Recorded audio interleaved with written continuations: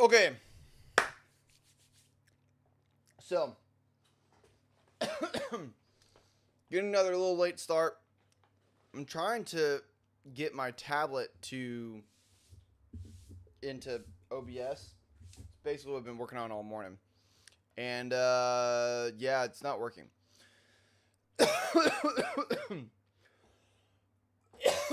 Sorry, I did not mean to cough into the mic like that. Anyway, point is that I have figured out how to get my tablet to go into OBS, because it's just like when I'm working on my own, I'm studying on my own, I just go to the PDF reader and I use my little stylus, and like it works really well. Way better than Photoshop, way better than Adobe Acrobat, whatever that trash is. So that's why I'm trying to figure that out. But that, regardless of that, we have a lot to do today. We have to finish day 17 because we didn't finish it on Monday, and then we need to do day 18, and then we need to try to do the 2 packet tracers for day 16 and day 17, and I don't know if there is one for day 18. So we have a bunch of stuff to do. We will do a review session on Sunday, and that one is also going to be a monster review session as well, just because what we're dealing with is like kind of hard. Subnetting, VLANs, packet tracers, all that stuff. So we're going to really kind of strap in and be studying pretty hard, because I think that this stuff in particular is used on the daily. And honestly, I don't like it when I can tell that I'm weak with something. Like, I want to be better with it. So I already got my team. I got some chips for some snacking, and we're going to go ahead. We're going to get straight into it. So here we go. And we are going to rewatch all of 17 because I stopped it halfway through. By the way, my meeting went really well, just so you guys know. All right. Welcome to Jeremy's IT Lab. This is a free, complete course for the CCNA. If you have not already, you should definitely follow along with the series. Subscribe to Jeremy's IT Lab. Also, please like and leave a comment and share the video to help spread this free series of videos. Thanks for your help. In this video, we will continue with the topic of VLANs, Virtual Local Area Networks. In the last video, day 16, we covered the absolute basics of VLANs, what a VLAN is, what their purpose is, and the most basic VLAN configurations. However, that's not really enough information.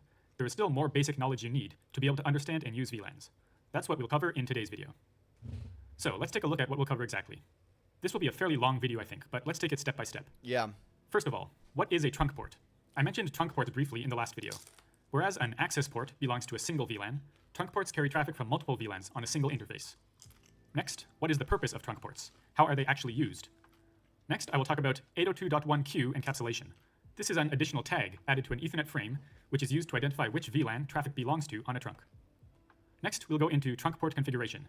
It's not so complicated, you only need to learn a few more commands. Finally, we'll cover router on a stick. It's a bit of an odd name, but this is something you really need to know for your CCNA. It's a more efficient way of performing inter-VLAN routing, an alternative to using a separate router interface for every VLAN.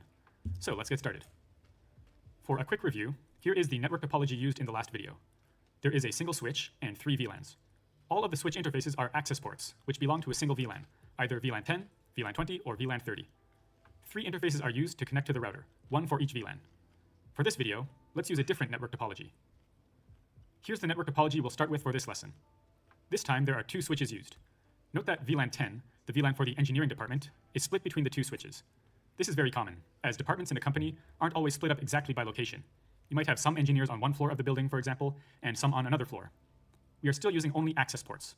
There are 2 links between switch 1 and switch 2, one for VLAN 10 and one for VLAN 30.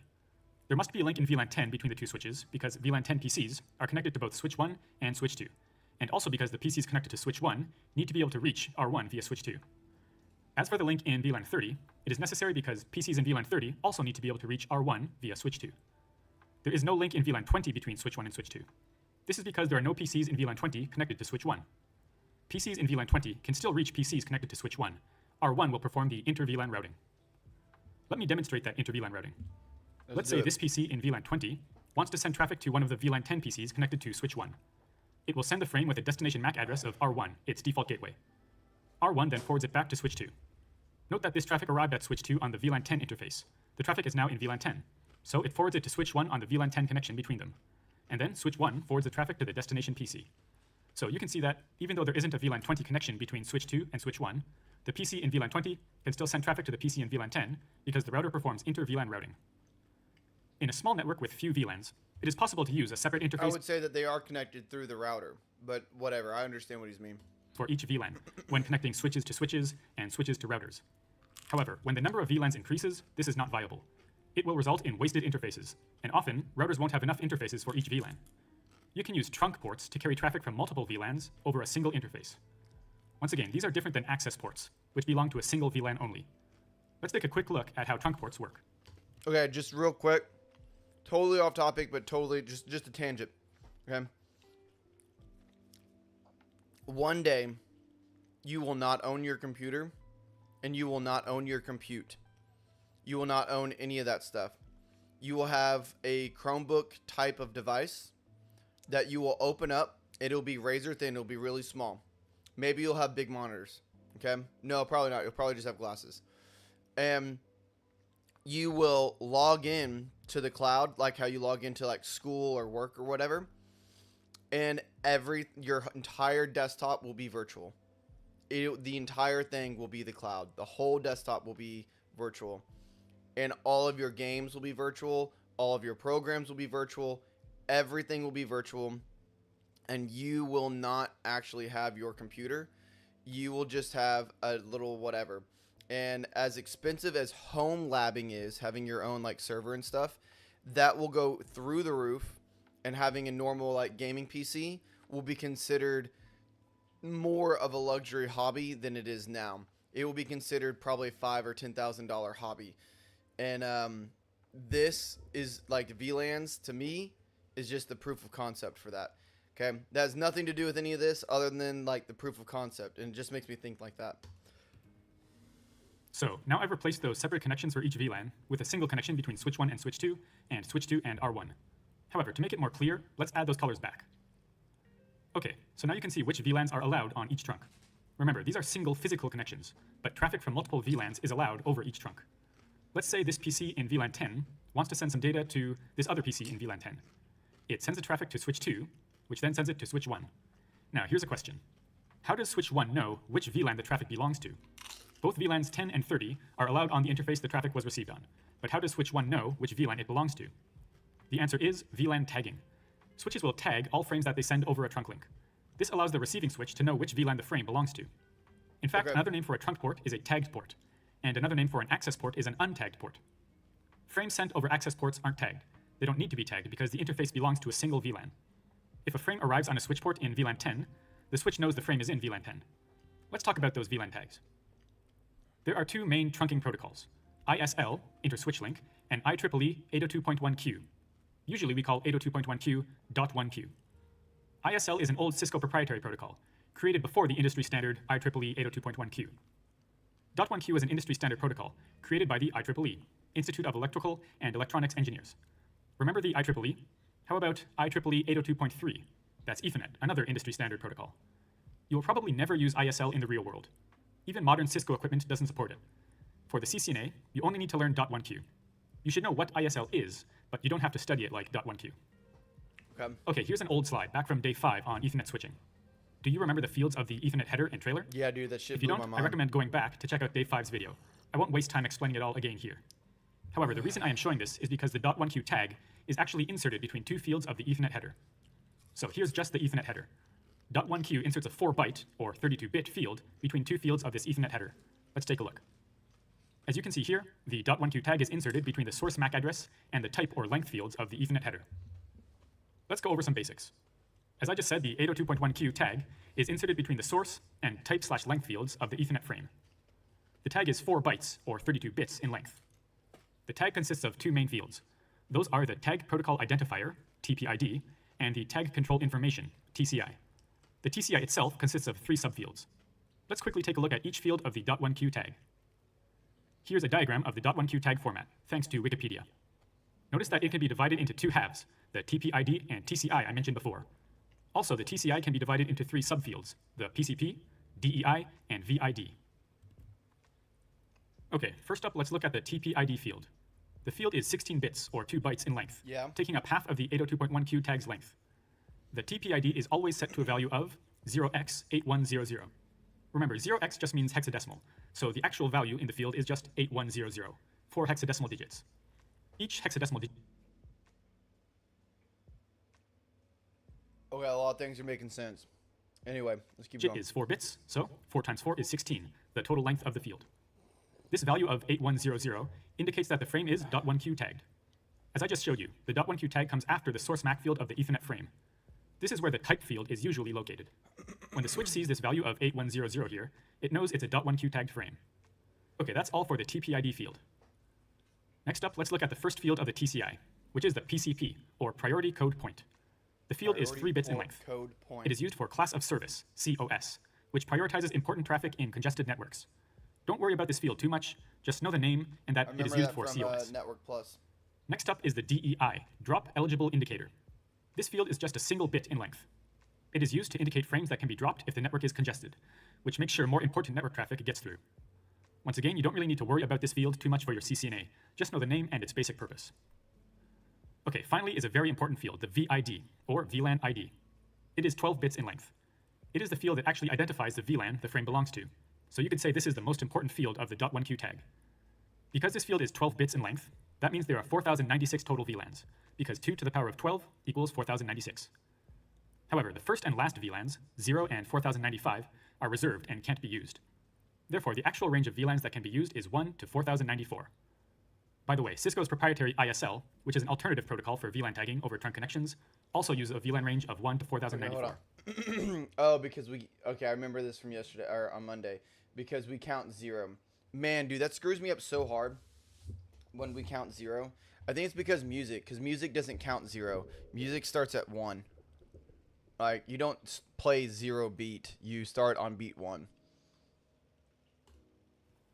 As I mentioned before, however, you don't really need to know ISL. It's almost being completely replaced by the industry standard .1q. So, those are the fields of the .1q tag. Take a look at this diagram. Do you remember the names of each section and their basic function?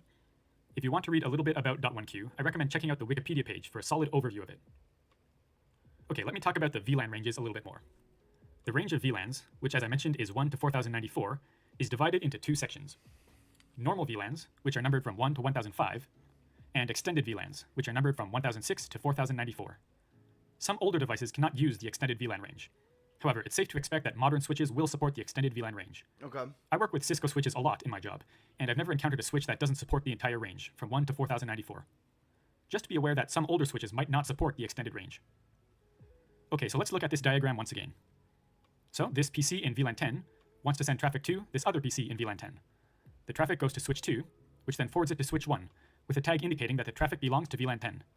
Switch 1 receives the frame, and because the destination is also in VLAN 10, it will forward the traffic to the destination. Remember, a standard layer 2 switch like this will only forward traffic in the same VLAN. It will not forward traffic between VLANs. Let me introduce... So will a layer switch, will a layer 3 switch transfer data between VLANs?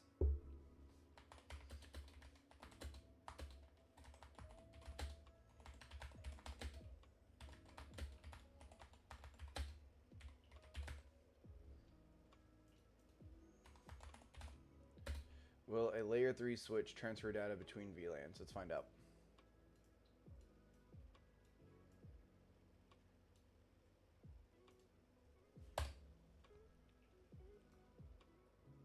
Yes, a layer 3 switch is process known as a inter-VLAN router. Oh, so is that what makes it a layer 3 switch? Because it taps into just that about how it works. Switch virtual interface, SVIs. You assign the virtual IP address to the switch for the VLAN. The IP address acts as the default gateway for the device instead of the specific VLAN. Interesting. Interesting. You know, and I constantly keep going back to the fact that all of this doesn't matter if you use IPv6. It's yeah. Anyway, let's keep going. Introduce another concept of .1q. .1q has a feature called the native VLAN. Cisco's ISL does not have this feature, by the way. The native VLAN is VLAN 1 by default on all trunk ports. However, this can be manually configured on each trunk port. It's important to remember that this has to be configured on each trunk port separately. It's not a global configuration on the switch. Now, what exactly does the native VLAN do? The switch does not add an 802.1q tag to frames in the native VLAN. It will forward the frame normally, without adding the .1q tag to it. So what does the receiving switch do when it receives this untagged frame on a trunk port? When a switch receives an untagged frame on a trunk port, it assumes the frame belongs to the native VLAN. So it's very important that the native VLAN matches between switches. Switches will still forward traffic if there is a native VLAN mismatch, but problems may occur. Let's look at an example. This time, let's say I've configured the native VLAN to be VLAN 10 on the trunk link between switch 1 and switch 2. Let's follow some traffic on the same path as usual. This PC sends the traffic to switch 2. It will send the traffic to switch 1, but because it is in the native VLAN, VLAN 10, it won't tag it as being in VLAN 10. The untagged frame arrives at switch 1, which assumes that the traffic belongs to VLAN 10, so it forwards it to the destination. This time, let's look at if there is a native VLAN mismatch configuration. On switch 2's interface, I've configured VLAN 10 as the native VLAN. However, on switch 1's interface, I've configured VLAN 30 as the native VLAN. Let's see what happens. Up to the point the traffic reaches switch 1, it's the same. However, when switch 1 receives the frame, this is what it will think. This frame has no VLAN tag. Therefore, it must belong to VLAN 30, but the destination is in VLAN 10, not VLAN 30, so I won't forward the frame. So I think you can see why it is important that the native VLAN configuration matches between switches. Okay, let's finally get into the configuration of trunk ports. I've added the interface numbers to the diagram to make it easier to understand. So we will be configuring G00 on switch 1, and G00 and G01 on switch 2 as trunk ports. Let's go on switch 1 first. First, let's look at the most basic trunk configuration, manually configuring the interface as a trunk. Okay. After entering interface configuration mode, use this command, switchport mode trunk, to manually configure the interface as a trunk. However, in this case, we got an error message. Command rejected. An interface whose trunk encapsulation is auto cannot be configured to trunk mode. This is a little tricky. Many modern switches do not support Cisco's ISL at all. They only support .1q. Even though ISL is a proprietary Cisco protocol, even Cisco switches are moving towards supporting only .1q. Oh, wow. However, switches that do support both .1q and ISL, like the one I'm using in this example, have a trunk encapsulation of auto by default. To manually configure the interface as a trunk port, you must first set the encapsulation to 802.1q or ISL. On switches that only support .1q, this is not necessary. After you set the encapsulation type, you can... Okay, so basically, it's like we had two different protocols that are going on. We have a proprietary one through Cisco and a universal one. And maybe the proprietary one from Cisco was better. I don't know. It kind of sounds like it was exactly the same. But even the proprietary one from Cisco is becoming legacy and getting phased out by the one that's adopted by everything. I think this is very similar to like USB-C. So like the Thunderport, now a lot of people realize this FireWire and Thunderport was vastly superior than USB. But because it was proprietary, it lost to USB because USB was on everything. So sometimes proprietary exclusivity can really help you because it makes people want to come and be your like a part of your group, but sometimes it can really hurt. So like in terms of like Xbox 360 and like PS3, it helped them earn customers because people wanted those consoles for those certain games. But in terms of iPhone and Android, it hurt because no one knows anything. No one understands data speed. So, of course, it lost. You know what I'm saying? But it didn't stop Apple users from thinking that they were still in the future with having a USB-C port. Then configure the interface as a trunk. So, let's see how to set the encapsulation type. You use the switchport trunk encapsulation command. I use the question mark to see the options. There are .1q, ISL, and negotiate. Negotiate sets it to auto mode, so we can't choose that. I will talk more about auto mode in the next lecture video, by the way, so if you have questions, I will answer them there. I set the encapsulation to .1q, and then this time the switchport mode trunk command is accepted. On switches that only support .1q, you will only need the switchport mode trunk command, but on some switches, you will need to set the encapsulation first. I use the show interfaces trunk command to confirm. First up, the trunk interfaces are listed here. Mode on means that the interface was manually configured as a trunk. In the next lecture, we will look at how a port can automatically become a trunk. Why didn't he put the word do? Do show interface command. Without configuration, but we'll forget about that for the moment. Encapsulation is .1q as we configured. Status is trunking, and the native VLAN, which I mentioned before, is the default of 1. Under that, the VLANs allowed on the trunk are displayed. By default, all VLANs, 1 to 4094, are allowed on the trunk. However, for security purposes, we might want to limit which VLANs can be forwarded on the trunk, so we'll look at that configuration next. Next up is VLANs allowed and active in management domain. This includes the default VLAN of 1, as well as VLANs 10 and 30, which I already configured on this switch. Okay. Note that although VLAN 1, which exists by default, appears here, VLANs 1002 to 1005, which I showed you in the previous lecture video, because they're legacy. As I mentioned before, don't worry about those VLANs. They're not really used in modern networks. The last field of the show interfaces trunk command is VLANs in spanning tree forwarding state and not pruned. I'll talk about this in a future lecture. We don't know about spanning tree and VLAN pruning yet. Here is the command to configure the VLANs allowed on a trunk. Switchport trunk allowed VLAN, and then there are some options. Word allows you to simply configure the list of VLANs allowed. Let's see how that works. So I use the command switchport trunk allowed VLAN 10, 30. Notice that the show interfaces trunk command now only shows VLANs 10 and 30 as being allowed on the trunk. Now let's take a look at the add option. This allows you to add allowed VLANs to the currently existing list. Currently, VLANs 10 and 30 are allowed. Let's say I also want to add 20, even though no hosts in VLAN 20 are connected to switch 1. This time, I use the command switchport trunk allowed VLAN add 20. The show interfaces trunk command now shows VLANs 10, 20, and 30 as allowed, so 20 was added to the list. Note that because I haven't actually created VLAN 20 on the switch, VLAN 20 still isn't displayed in the VLANs allowed and active in management domain section. Just like when we were making the static IP addresses. Until we made the other interface that we were plugged into go up, it still showed down on the one that we were on. Next up, I'll show you the remove option. VLAN 20 isn't necessary on this trunk, so let's remove it. I use the command switchport trunk allowed VLAN remove 20. Now, as you can see, VLAN 20 has been removed from the list of allowed VLANs, leaving only VLANs 10 and 30. Next up, let's look at the all option. I think this one is fairly obvious, but let's take a look anyway. This time I use the command switchport trunk allowed VLAN all. Now all VLANs are allowed on the trunk. This is the same as the default state, as all VLANs are allowed by default. Next up, let's look at the accept option. It allows all VLANs except the ones you specify. Let's check it out. I use the command switchport trunk allowed VLAN except 1 to 5, 10. As you can see, it allows all VLANs except those, so 6 to 9 and 11 to 4094. Okay, finally let's look at the none option, which also is pretty easy to understand. This time I use the command switchport trunk allowed VLAN none, and as you can see, no VLANs are allowed on the trunk. This effectively allows no traffic to pass over the trunk. So now let's do the actual settings we want for this network. Here's the diagram once more. Switch 1 has hosts in VLAN 10 and VLAN 30 connected to it. No hosts in VLAN 20 are connected, so there's no need to allow VLAN 20 on the trunk between switch 1 and switch 2. Okay. So let's set the allowed VLANs to 10 and 30 like we did before. Okay, there we go. Now the only VLANs allowed on the trunk are VLANs 10 and 30. The reason to do this is for security purposes, to make sure only traffic in the necessary VLANs can use that connection.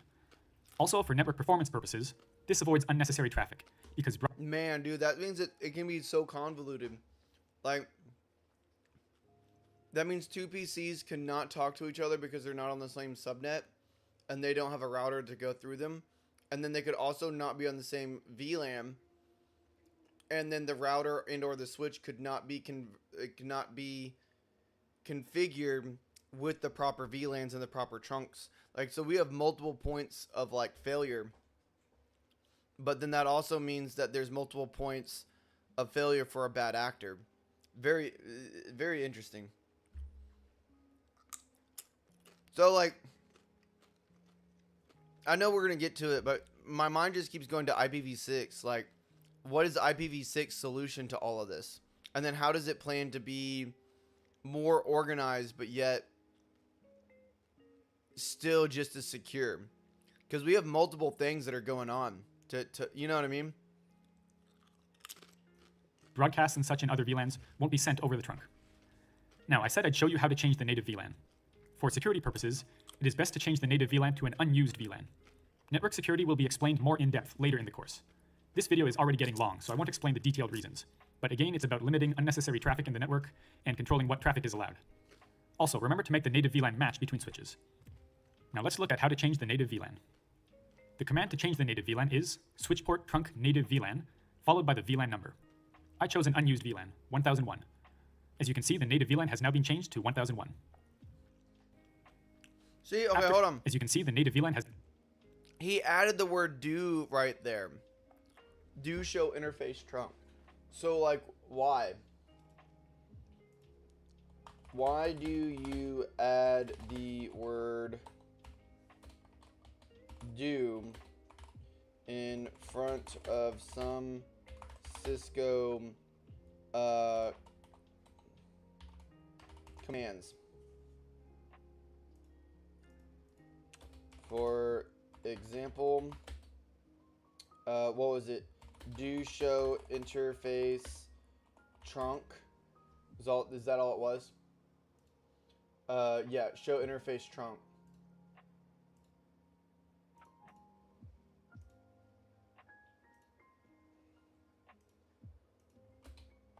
Versus show interface trunk.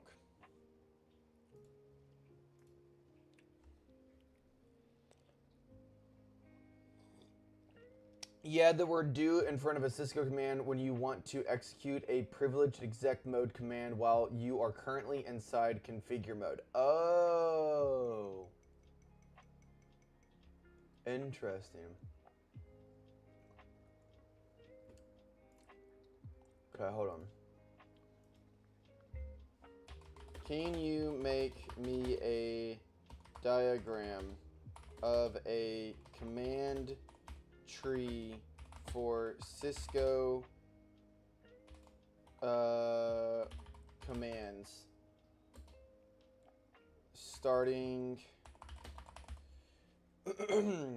at the top when you first log in, and how deep it can go in all the different directions that it can go.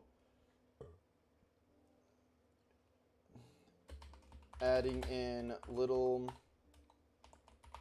notes about why or how you can add things like do in front of the command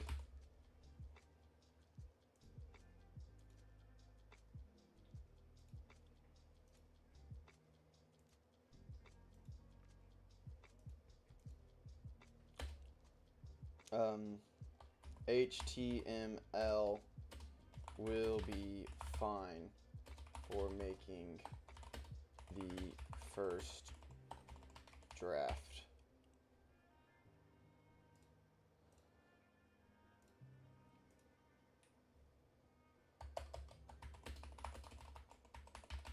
Do you understand?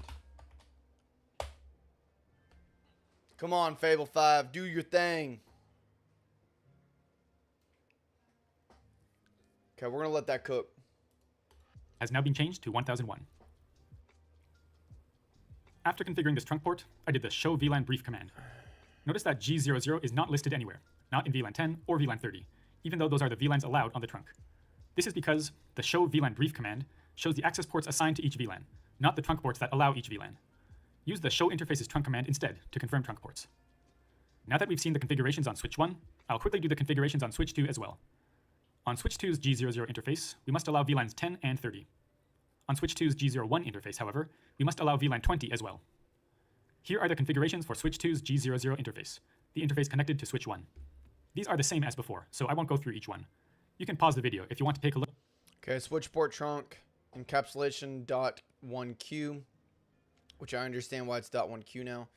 Switchport mode trunk, switchport trunk allowed VLAN 30 or 10 and 30. Switchport trunk native VLAN 1001. Do show interface trunk interfaces trunk. So mode is on port. There's the encapsulation. Status trunking. VLANs allowed on trunk 10 to 30. VLANs allowed and active and management domain. Okay. Look at them to review. Now let's move on to G01, which is connected to R1. Okay, here are the configurations. Almost identical to G00, except... So that what's the only... Oh, we've added a VLAN. We've added a trunk. Sorry, no, we've added a VLAN to the trunk. So this interface is trunked this. So is trunking basically just basically grouping VLANs together? So is trunking or a trunk just like grouping VLANs together? Like if I grabbed a bunch of physical wires and Velcroed. I've never spelled the word Velcro. What? How have I never spelled Velcro before? Is it crow? Is it like that? Is that how it's spelled? Velcroed them together. Oh, shut up, dude. I was about to say this. Shut up. There's no way that's right. How have I never spelled Velcro before? What's the right word? Oh, it's an O-E.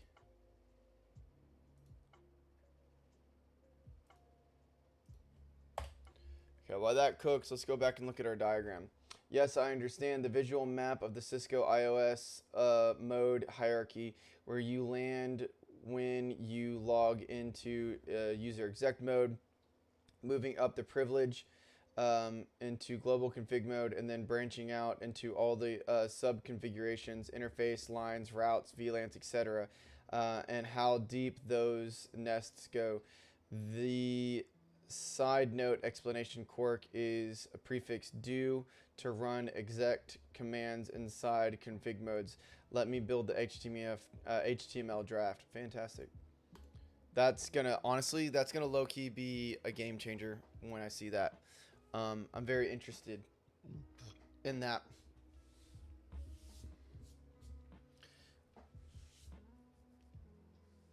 Yeah. Okay. No, trunking is not physically grouping wires together. It is running multiple VLANs through a single wire. Right. Through a digital ID. Right. No, I'm using an analogy, stupid. To understand the difference, here's both concepts. Trunking is one wire. It was a analogy.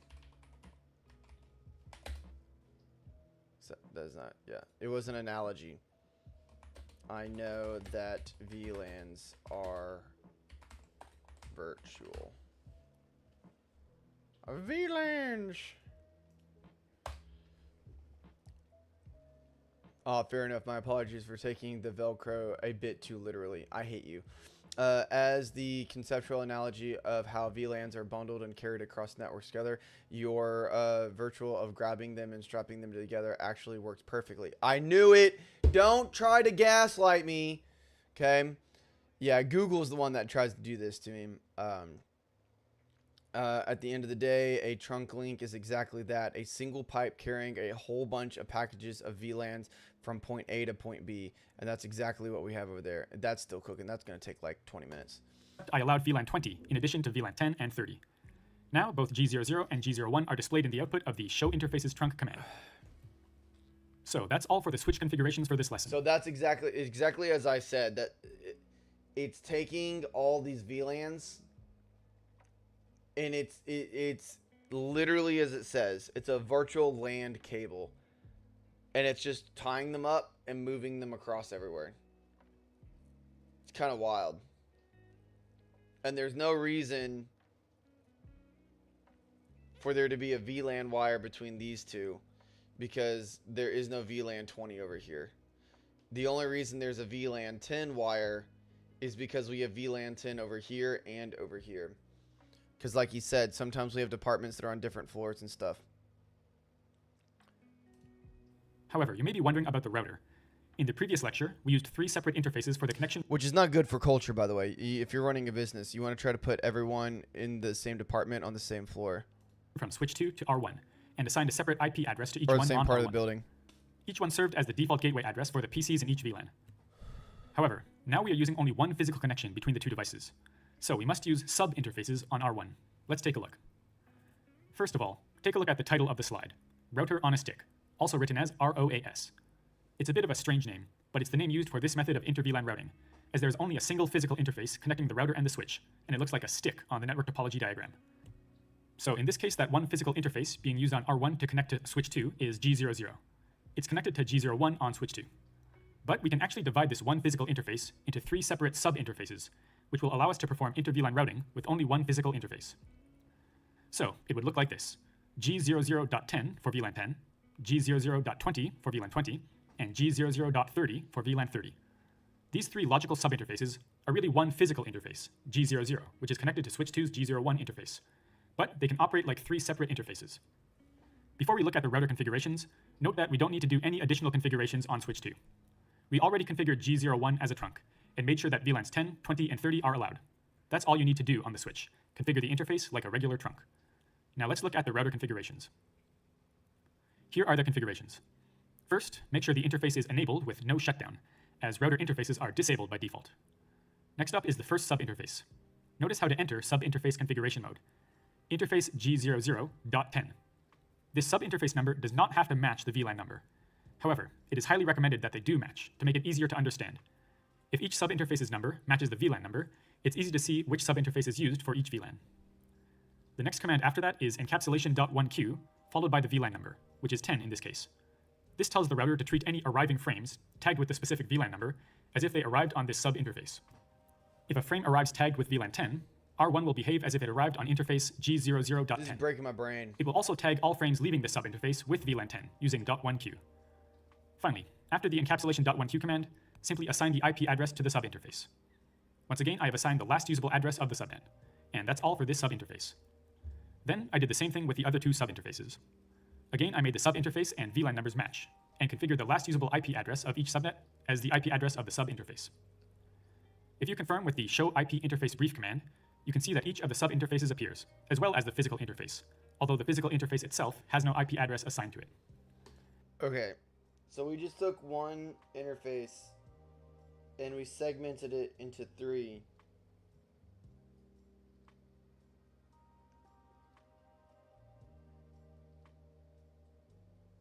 Okay, I might need to watch this again. Not the whole thing, just this little segment. And here is the routing table. Notice the connected and local routes are added, just like when IP addresses are added to regular physical interfaces. When R1 sends frames out of these sub-interfaces, it adds the VLAN tag configured on the sub-interface. For example, if a packet arrives destined for the 192.168.1.64/26 subnet, it will send the packet out of its G00 interface, tagged with VLAN 20. Okay, let's review the important points about router on a stick. ROAS is used to route between multiple VLANs using a single interface on the router and switch. Okay. The switch interface is configured as a regular trunk. Yes. The router interface is configured using sub-interfaces. You configure the VLAN tag and IP address on each sub-interface. The router will behave as if frames arriving with a certain VLAN tag have arrived on the sub-interface configured with that VLAN tag. Finally, the router will tag frames sent out of each sub-interface with a VLAN tag configured on the sub-interface. I'm having a really hard time reconciling this.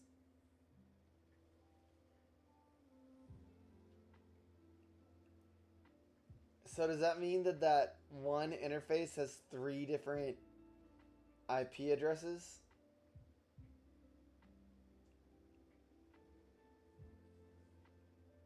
How does it know in order to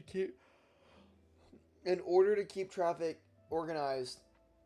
How does it know?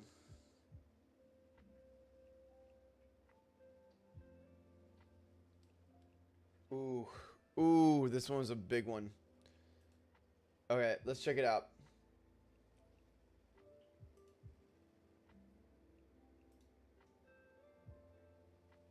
Oh, dang it. It's going to open it up on Opera.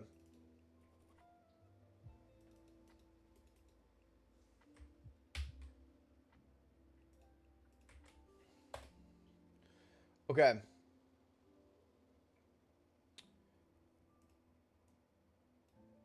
So let's see here. Command mode tree.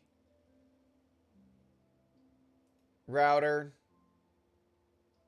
Enable. Okay.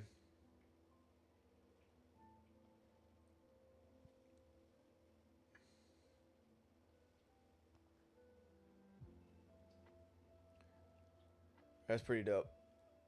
Okay, that's going to help out a whole bunch. Anyway, let's get back to this. Now that we have configured the router, let's return to this diagram to see how inter-VLAN routing works with these sub-interfaces. This PC in VLAN 10 is trying to reach this PC in VLAN 30. The frame is sent to switch 2. Switch 2 sends the frame on its G01 interface to R1, tagging it as being in VLAN 10. R1 receives it on its G00 interface, identifying it as arriving on the G00.10 sub-interface because of the VLAN 10 tag. The destination is in the subnet 192.168.1.128/26, which is connected to R1's G00.30 sub-interface. So it sends the frame out of its G00 interface. It tags it as VLAN 30 because that is what was configured on the G00.30 sub-interface. Switch 2 then forwards it to Switch 1, tagging it as VLAN 30 over the trunk. Switch 1 then forwards the frame to the destination. Okay, let's quickly review before moving on to today's quiz. I think I say this after every... Hold on. So with router on a stick, when you make sub interfaces,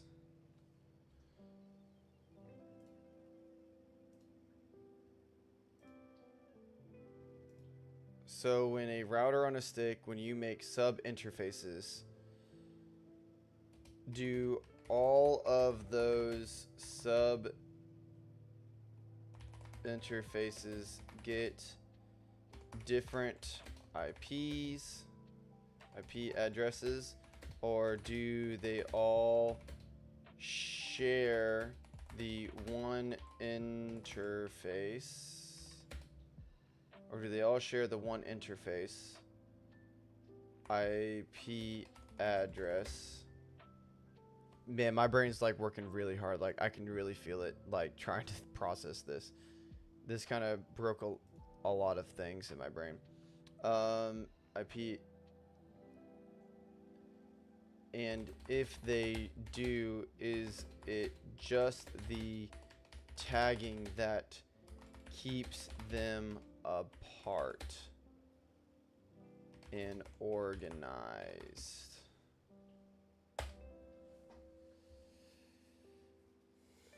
In routing on a stick, every single sub interface must have its own unique IP address. They do not share one IP address. Here is exactly how the IP addressing and tagging work together to keep the traffic organized. Unique IP addresses, one per sub interface. Each sub interface acts as an entirely independent default gateway for the VLAN, because each VLAN is its own separate IP network. Man, dude, so that just means we need even more. That's crazy. So, because then that means... every video. So that means that this computer has an IP, this interface has an IP, this one interface has 3 IPs.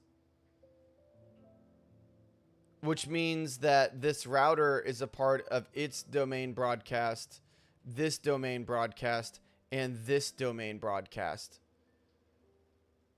So we're starting to use like a crap ton of IP addresses, which I guess is fine. We have a bunch, but still.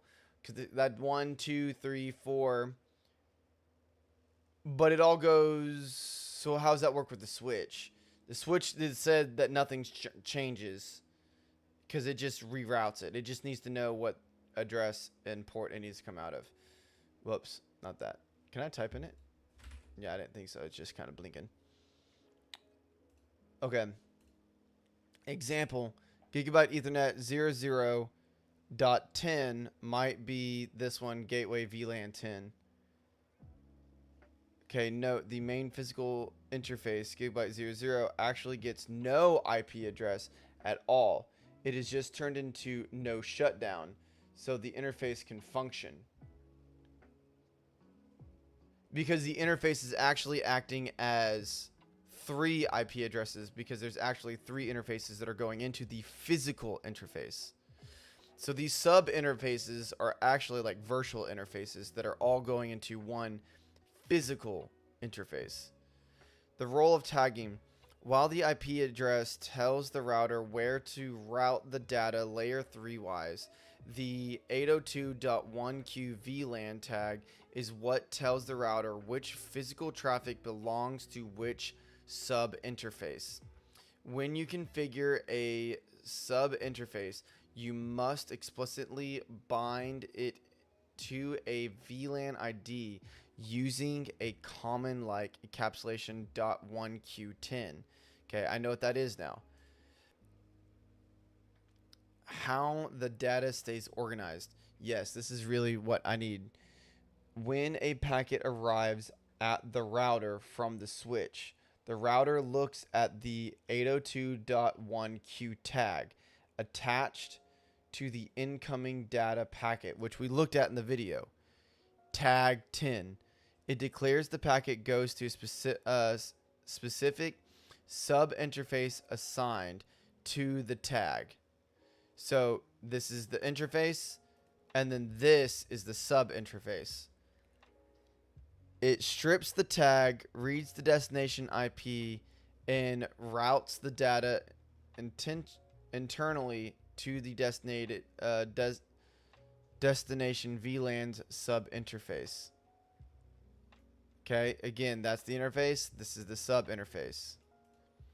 It slaps a new tag, tag 20, onto it, the packet, and sends it back down the wire to the switch. So it is a combination of both unique IP addresses handled. Unique IP addresses handle the routing boundaries, while the VLAN tagging acts as the digital sorter that keeps the traffic from crashing into each other on a single physical wire.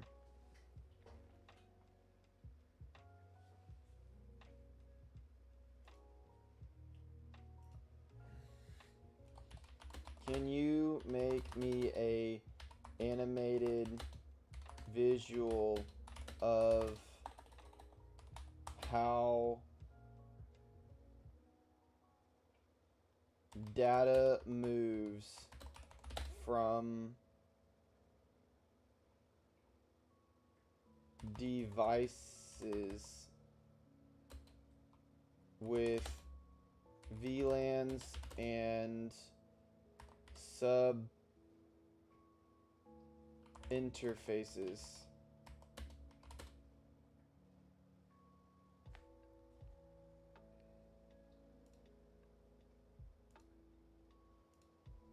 I don't know if it's going to be able to do this. Can you make me an animated visual of how data moves from devices with VLANs, sub interfaces, and trunks?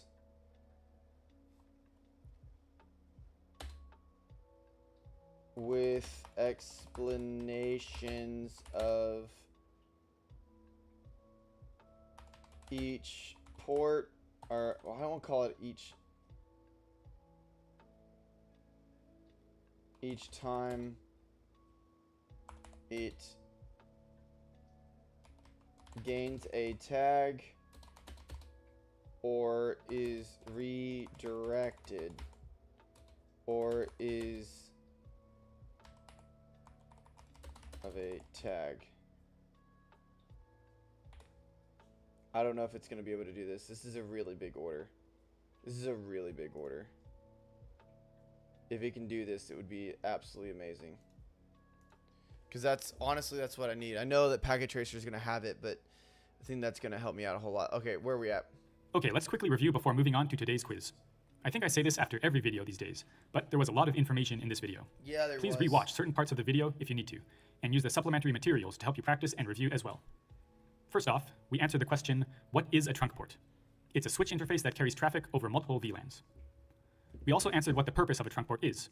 It allows switches to forward traffic from multiple VLANs over a single physical interface, instead of having to use a separate physical interface for every single VLAN. I also introduced 802.1Q encapsulation, which is a tag inserted into the Ethernet frame and is used to identify which VLAN the frame belongs to when sent over a trunk port. I showed how to configure trunk ports on a Cisco switch, including the encapsulation type, allowed Honestly, VLANs, and native VLAN. that was the easiest part. Finally, I showed you how to configure router on a stick, which involves configuring multiple sub-interfaces on a single physical interface, which again allows for traffic from multiple VLANs and subnets to be routed without having to use a separate physical interface for each one. It's like a trunk port on a router. Finally, let's move on to today's quiz. First up, question 1. You want to configure switch 1 to send VLAN 10 frames untagged over its gigabit Ethernet 01 interface, a trunk. Which command is appropriate? A. Encapsulation.1q10. B. Switchport trunk allowed VLAN 10. C. Switchport trunk allowed VLAN add 10. D. Switchport trunk native VLAN 10. Okay, it's not C, because I don't think we ever had the word add in a thing. I think it's A. So we want to configure SW1 to send VLAN 10 frames untagged over its gigabit Ethernet 01 interface trunk. Which command is appropriate? No, it's either A or B. Pause the video to think about your answer. The answer is D. Switchport trunk native VLAN 10. It was the word native that got me. Encapsulation.1q10 is used on a router subinterface to specify which VLAN it belongs to. B and C are used to modify the VLANs allowed on the trunk. D is used to specify the native VLAN, and traffic in the native VLAN is sent untagged over the trunk. Next, let's go to question 2. After modifying the VLANs allowed on a trunk interface, you want to return it to the default state. Which command will do this? A. Switchport trunk allowed VLAN default. B. Switchport trunk allowed VLAN all. C. Switchport trunk allowed VLAN none. Or D. Switchport trunk allowed VLAN 1 and 1001 to 1000. After modifying the list of VLANs allowed on a trunk interface, you want to return it to the default state. It's either A or D. 5. Pause the video to think about your answer. The answer is B. Switchport trunk allowed VLAN all. Dude, I'm not doing By good. default, all VLANs are allowed on a trunk port. So switchport trunk allowed VLAN all will return it to the default state. Answer D, by the way, lists the VLANs that exist on a Cisco switch by default. But that's different than the VLANs allowed on a trunk by default. Okay, let's go to question 3. You try to configure an interface on a Cisco switch as a trunk port with the command switchport mode trunk, but the command is rejected. Which command might fix this issue? A. Switch port mode trunk. B. Switchport trunk encapsulation 802.1q. C. Switchport trunk encapsulation .1q. Or D. Switchport trunk encapsulation auto. Pause the video to think about your answer. C, because switchport have to be connected. The answer is C. Switchport trunk encapsulation .1q. So one of the things I do know about what's it called? Cisco routers is that the commands are based off of like what it thinks is a word. A word is any number of letters that are combined together with no spaces, or that has a dash in it. So this would be considered two different words. That's not going to go, that it won't be able to process that. So it has to be together. And then it's not 802.1q. It's literally the word .1q. That's how I knew that it was the thing. So I kind of used test taking skills there for a second in order to kind of figure some things out. However, I think that's a very important thing to know when you're trying to do commands, you get stuck or whatever, of what the Cisco router considers a word. On Cisco switches that support both 802.1q and ISL encapsulations for trunk ports, if you want to manually configure the interface as a trunk, you have to manually specify the encapsulation type with switchport trunk encapsulation.1q. You could use ISL instead, but ISL is almost never used. Okay, let's go to question 4. Which field of the 802.1q tag identifies the VLAN ID of the frame? A. TPID. B. VID. C. TCI. Or D. VLN. Pause the video to think about. Okay, which field of the 802.1q tags identifies the VLAN ID in the frame? I think it's B. Your answer. The answer is B. VID. VID stands for VLAN ID. It is 12 bits long and identifies the VLAN number. TPID stands for Tagged Protocol Identifier and uses a hexadecimal value of 8100 to identify the frame as 802.1q tagged. PCP stands for Priority Code Point and is used for class of service, not to tag the VLAN ID. D, VLN, is not a real field of the 802.1q tag. Let's go to the last question, question 5. Hey, I'm 1 for 4. You configured switchport trunk allowed VLAN add 10 on an interface, but VLAN 10 doesn't appear in the VLANs allowed and active in management domain section of the show interfaces trunk command output. What might be the reason? A. VLAN 10 doesn't exist on the switch. B. The command is invalid. C. The command should be switchport trunk allowed VLAN 10. Or D. VLAN 10 is reserved and cannot be used. I think it's Pause C. the video to think about your answer. You configure switchport trunk allowed V10 add or VLAN add 10 on the interface, but V10 doesn't appear on the VLAN allowed list.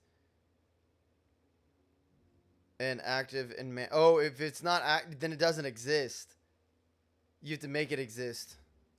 It's A. The answer is A. VLAN 10 doesn't exist on the switch. If a VLAN doesn't exist on the switch, even if it is allowed on the trunk, it won't appear in the VLANs allowed and active in management domain section of the show interfaces trunk command output. That's all for the quiz. Okay, so as always, there will be supplementary materials for this video. Yeah, we're about There to will be do flashcards to use with the software Anki to help you remember things learned in this video. There will also be a packet tracer practice lab, so you can practice the configurations learned in this video. That will be... Yeah, we're going to do that here in a second. Oh, oh, oh. This is amazing.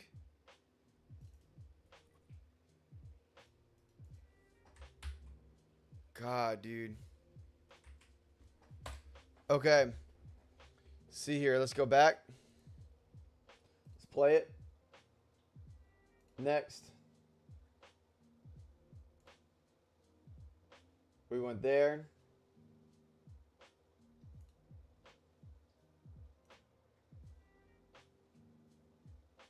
And then, is he going to do it? Oh, shit. It's literally explaining everything to me and how it's working. Oh, my dear God. This is amazing. Okay. The life of a tagged frame. Difference between VLANs and router on a stick.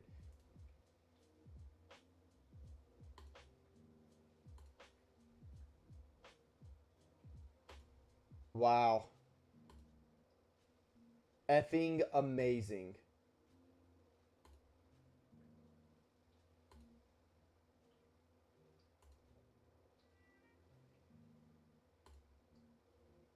Effing amazing. Oh my gosh, this helps so much. So will it just play?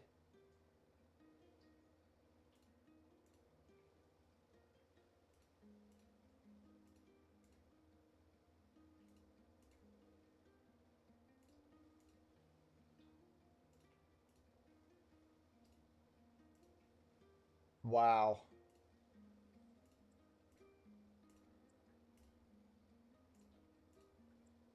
Wow.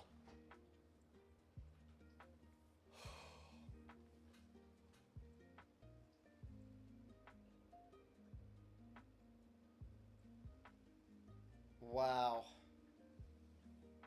Absolutely amazing. Absolutely amazing.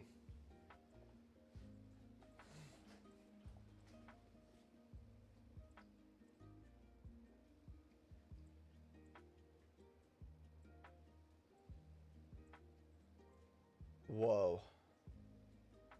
Okay. We're going to do this packet tracer. Let me pull it up. I'm just absolutely spellbound by like how cool and good that was. Like that helped out tremendously, and I'm going to use that as study material.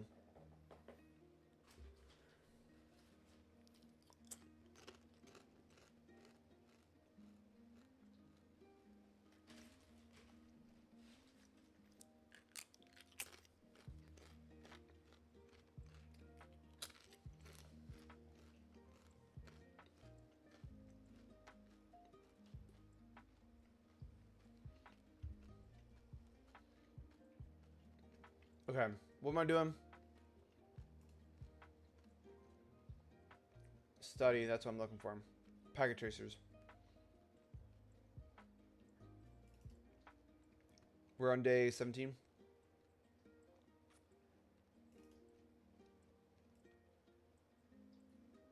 Okay.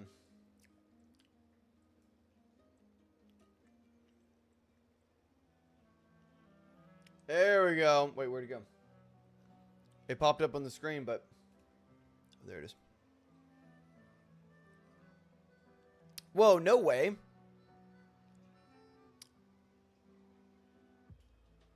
Huh. I didn't know it would do that.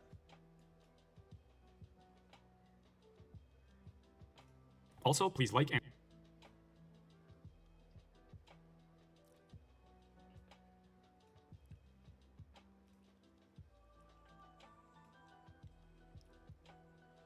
Okay. So here we go.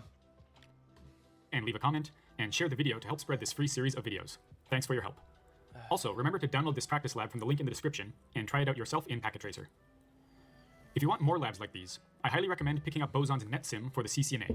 Click the link in the video description to check it out. It's a network simulator like Packet Tracer, but it's even more powerful, less limited than Packet Tracer, and it includes plenty of pre-made labs with detailed instructions to help you practice and learn. Wow, that's I have cool. collapsed all of the other sections here.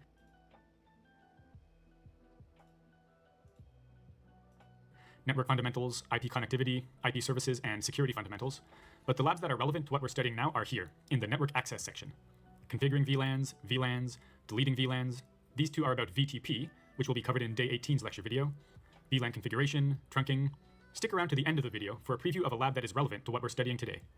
And once again, click the link in the description to purchase a copy of NetSim for CCNA. I used NetSim for my CCNP, and NetSim alone was more than enough labbing practice for me to pass all of my exams on the first try. Wow, that is Let's go back dope. to Packet Tracer. In this lab, we will configure VLANs, specifically VLAN trunking, as we covered in Day 17. Okay, I'm going to go grab more tea, and then we're going to do this, okay?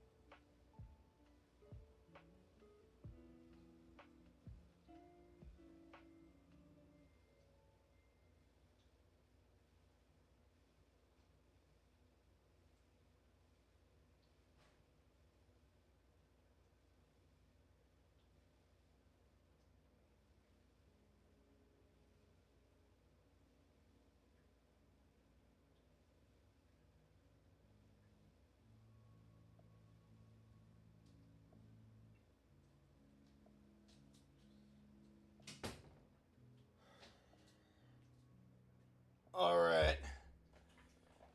Let's do this. All right, here we go. 17's lecture video.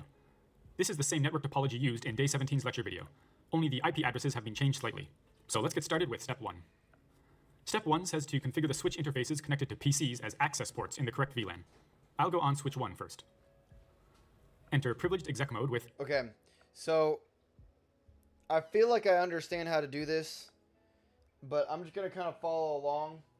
I don't want to put it over there. I want to put it over here. Just because...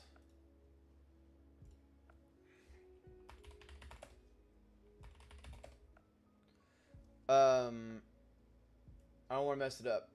I want to get good practice. Good practice of doing it correctly always is beneficial in the beginning than it is trying to do it cold turkey. Enable, cold turkey, straight then from the global beginning. config mode with configure terminal. So there are 2 PCs in VLAN 10.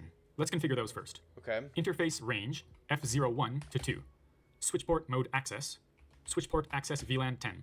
And the switch creates VLAN 10 for us. Jesus.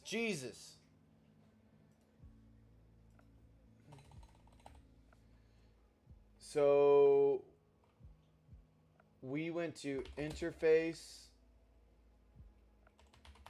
range F0 slash. He's so fast at that slash, dude. Like, that's such an awkward key for me to hit. 1.2. Crap. I forget that you guys can't see it unless I do this. Okay. Now you guys can see it.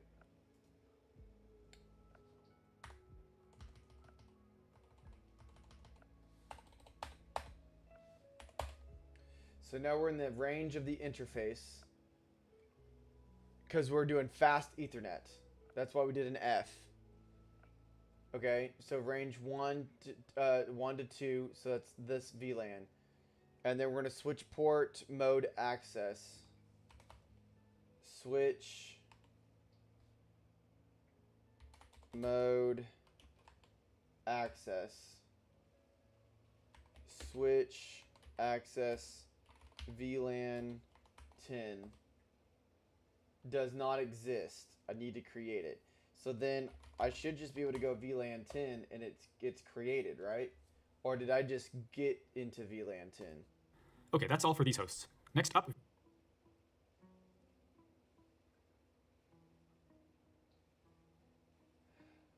It's assigned VLAN 10 does not exist. Oh, it's creating VLAN 10. Okay. Exit. So then what's next? VLAN 30. Interface range F0. So then it should be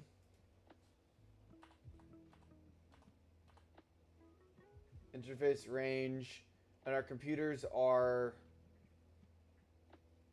fast Ethernet 3 and 4. So from 3 to 4. And then we need switch port mode access. Switch access VLAN 30. I think that's it. I think that's what it's going to be. 03 to 4. Switchport mode access. Switchport access VLAN 30. Once again, the switch creates the VLAN for us. Okay. Now, do we need to make sure that the gigabyte port is up? Okay, that's all for switch 1 for now. Next, let's go on to switch 2. Okay, Enter we privilege. can do this. We don't need to follow him on this one. We can do it on our own. So we're going to go to enable. Oh my god. Oh my god, what is it? What, isn't it like control 6 or something? Yeah, control shift 6.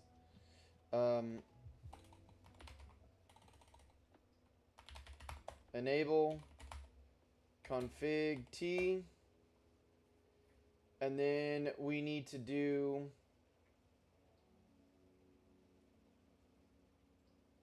switch port access. No. Interface range F0 03 or 02 to 3. 02 to 3.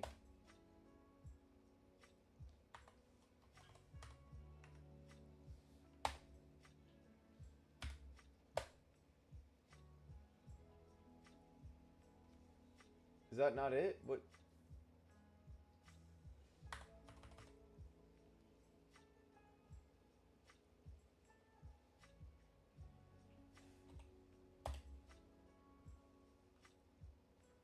Dang it, what is it? Just exec mode with enable, then global config mode with conf t, configure terminal.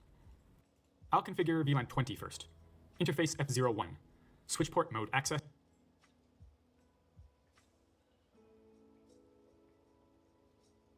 Oh, he's doing 20 first. Okay.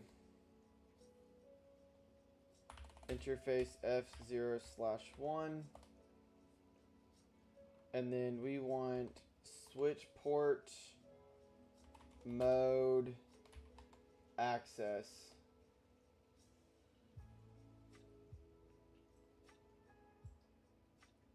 VLAN. No. Dang. Yes, switch port access VLAN 20. Next,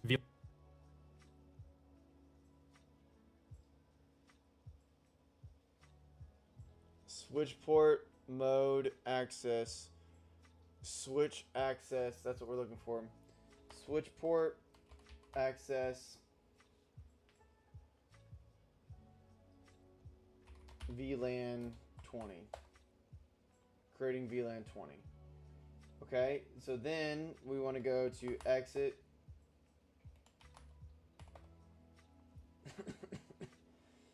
And then we want to go to interface range F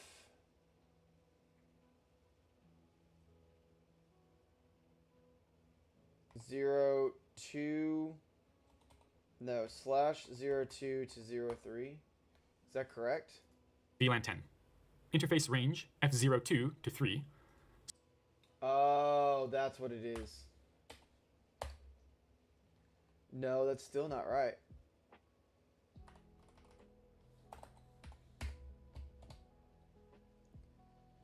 Okay, so then we're going to do switch mode.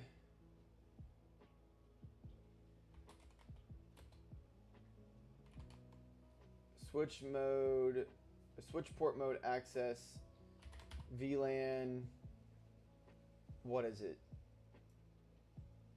VLAN 10? Switch port mode access, switch port access VLAN 10.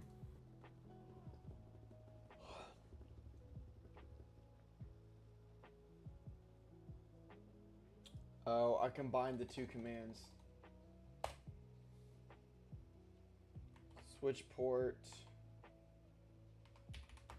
access VLAN 10. Okay. Okay, step 1 is complete. Step 2 is to configure the connection between switch 1 and switch 2 as a trunk, and allow only the necessary VLANs. We should configure an unused VLAN as the native VLAN, and also make sure all necessary VLANs exist on each switch. I'll return to switch 1 now. Okay, let's configure the interface. Interface G01. If you remember from the lecture video, in some switches we have to use the switchport trunk encapsulation.1q command before configuring the interface as a trunk. Let's see if we have to do that here. Okay. Switchport trunk. Okay, hold on. Okay, exit, just make sure it's clean. I want a clean go. G0/0, no /1, because that's where we're at. We're right here. This is where we're at. Okay, so now we're going to go switch port, trunk. Then use the question mark. As you can see, there is no option for encapsulation. This isn't a case of packet tracer not supporting the command, but rather it's because this switch itself only supports .1q encapsulation. As I mentioned in the lecture video, modern switches often don't support Cisco's ISL, since the industry standard .1q is used almost exclusively. So we can go straight to the next command, switchport mode trunk. Now let's allow VLANs 10 and 30. Switchport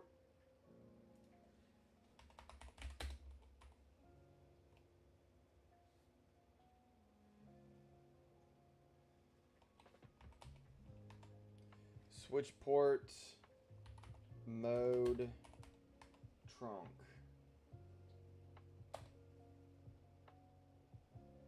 Okay. Switchport trunk allowed VLAN 10, 30. Why don't I need to allow VLAN 20 on this trunk? I already explained this in the lecture video, but it's because no hosts in VLAN 20 are connected to this switch. If PC5 in VLAN 20 wants to reach any hosts here, its traffic will be sent to the router first, which will send it back to switch 2 in VLAN 10 or VLAN 30, which will then send it over to switch 1. Watch the lecture video again if you want a more detailed explanation.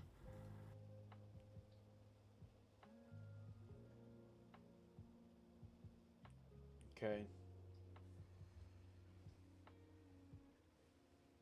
Ooh, buddy's breaking my brain. Okay. Switch port. Trunk. Allowed. VLAN 10 slash or comma 30. Okay, finally, let's set the native VLAN to an unused VLAN. Switchport trunk native VLAN 1001. You can use anything here. Just use an unused VLAN. Now, do all of the necessary VLANs exist on this switch? Let's check. Do show VLAN brief. We have VLANs 10 and 30. Looks good. We don't need to create any more VLANs. Okay, now let's go to switch 2. Interface. Whoa.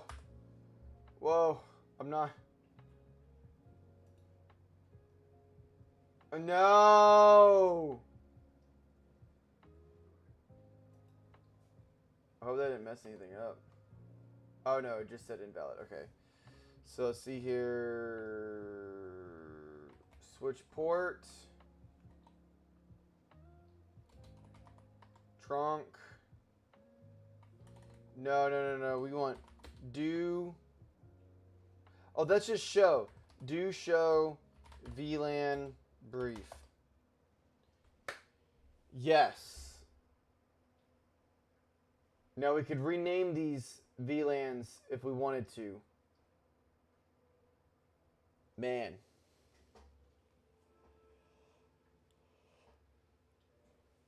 Man. Okay. Okay, now let's go to switch 2. Interface G01. The configurations will be the same as on switch 1. Switch port, mode. Okay, so then let's see if we can do it without him.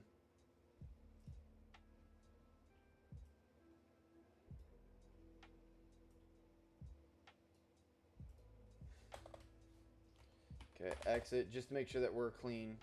So we're going to go to interface G0/1. The reason we're doing that is because that's right there. Okay. See if I can put it in a way. No, I can't really put it in any type of way, can I?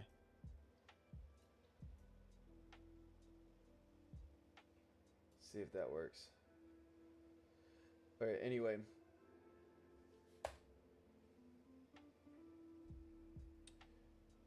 So now we're going to go switch mode.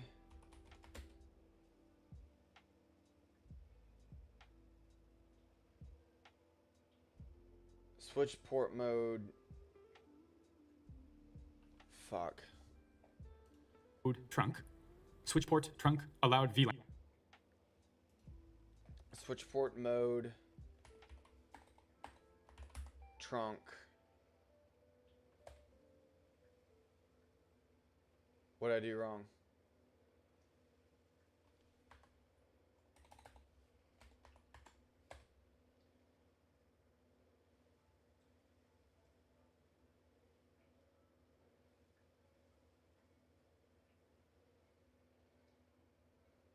Switch port, trunk, allow, VLAN, what do I need to allow? VLAN 10, I think it is.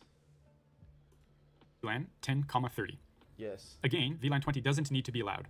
There are no VLAN 20 hosts connected to switch 1, so switch 2 doesn't need to send VLAN 20 traffic along this trunk. Okay, next set the native VLAN. Switch port trunk native VLAN 1001. Switch port.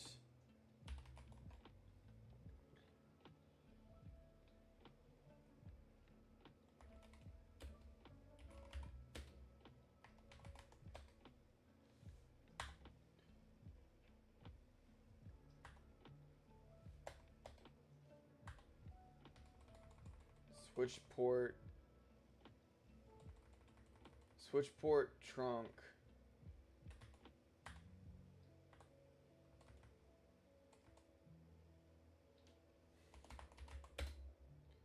Native VLAN. Okay. Okay, that's all for the configuration of the trunk.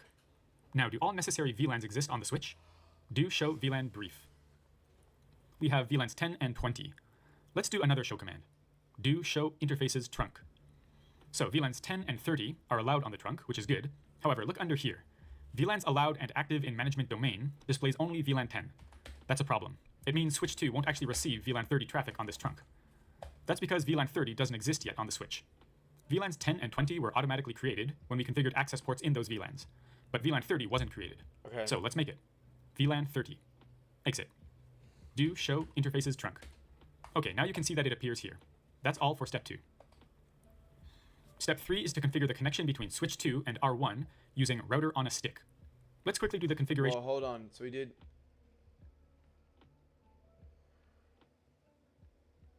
Oh, okay. Got it. Understood. Here on switch 2 first.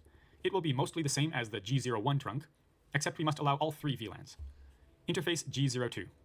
Switchport mode trunk. Switchport trunk allowed VLAN 10, 20, 30.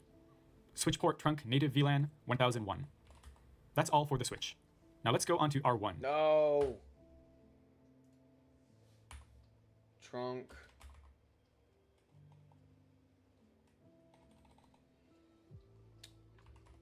Mode trunk. Switch port trunk all. What do you mean invalid command?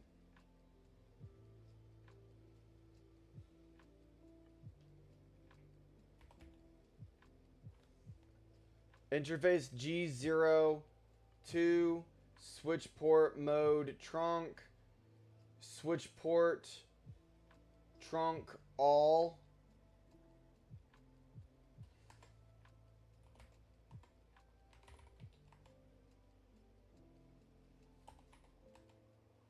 Allowed VLAN 10, 20, 30.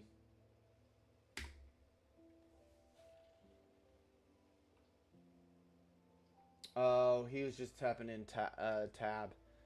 So then the next one's going to be switch port. I think it's going to be port native. trunk native VLAN 1001. Yep. Switch port, switch port, trunk, native, VLAN. Oh my god, I did it. That's all for the switch. Now let's go on to R1. Enter privileged exec mode with enable, then conf t to enter global config mode. First, let's enable the physical interface. Interface G00, no shutdown. As I have said many times before, Cisco router interfaces are disabled by default. Now let's configure the VLAN 10 subinterface. Interface G00.10. This subinterface number doesn't have to match the VLAN number, but you really should make... Okay. I did the thing where I combined 2 things at once. .10.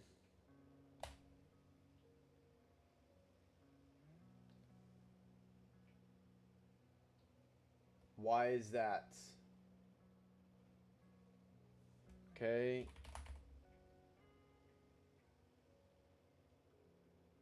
Oh, because I forgot to go to configuration mode.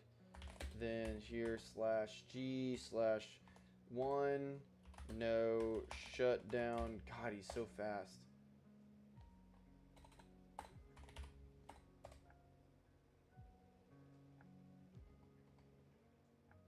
Okay.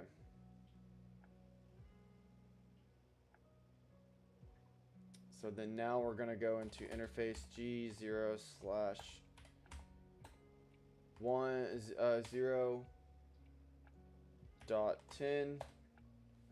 That's where we are. Now we're in the sub interface. The match. Okay, let's set the VLAN number itself. Encapsulation .1Q 10. Finally, the IP address, which should be the last usable address of the subnet according to the instructions. IP address 10.0.0.62 255.255.255.192. Okay, that's it. Address. Okay, so this is the address for it.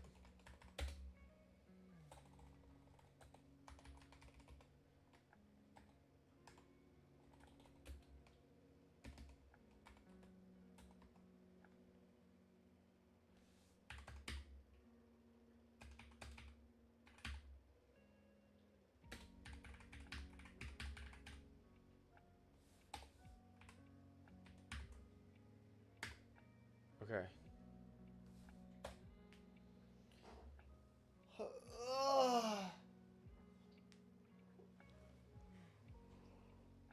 Oh man. I get the question sometimes, why does the router address have to be the last usable address?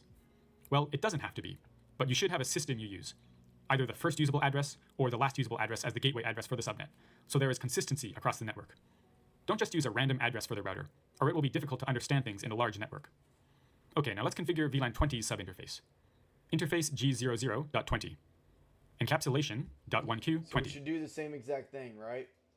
So now interface G0/0.20. Now we're in a different sub interface. So now we're going to do encapsulation dot 1Q 20. Once again, set the last usable address as the last usable address. So address, no, IP address. IP add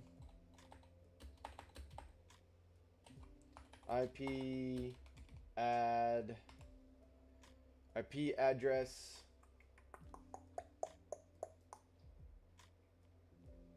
What is the IP address for this thing? Do we not know? Where is he getting this information from? the router's address. IP address 10.0.0.126.255. Where is he getting that from? 10.0.0.26. Oh, is it this right here? I felt like that was the VLAN for this. Okay, whatever. So 10.128.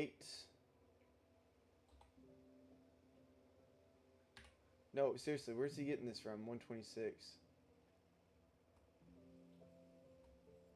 Oh, because of the cider /26. It's borrowing 2 bits.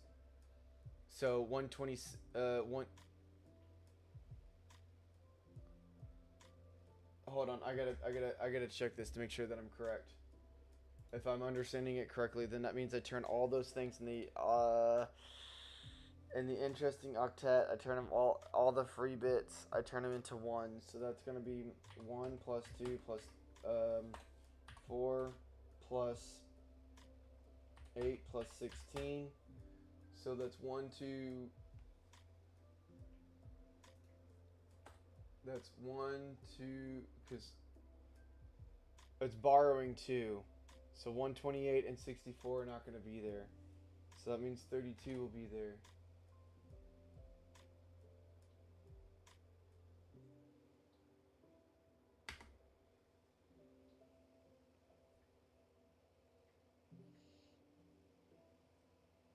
$63.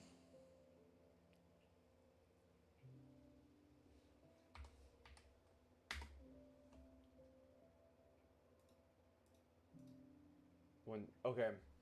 Because 63 is the network, so that means the broadcast is 126. Okay. Which means that 128 plus 64. 8 plus 4 is... Why did I say 32? It's not 32. It's going to be 12, right? 8, 9, 10, 11, 12. 2, carry the 1. 1 plus 2 is 3. 3 plus 2 is 5, so that's 58. 158.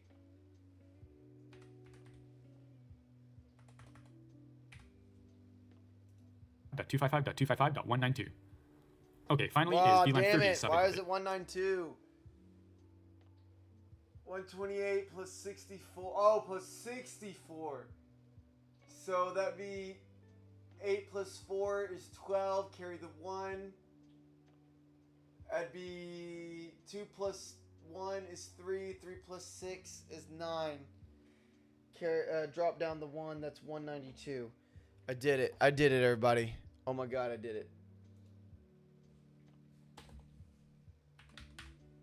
No, damn it, I messed it up.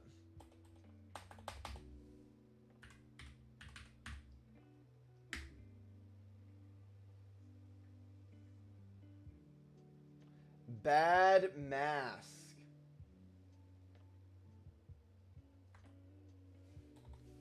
I'm fucking dyslexic. Okay. Face. Interface G00.30. Encapsulation.1Q30. Okay, hold on. So, interface G0/0.30. Yes, now we're in a different sub interface. Now we're gonna go to encapsulation dot 1Q30. Yes. IP address 10.0.0. Okay, hold on. Let me do this again. 10.0.0. So then it should be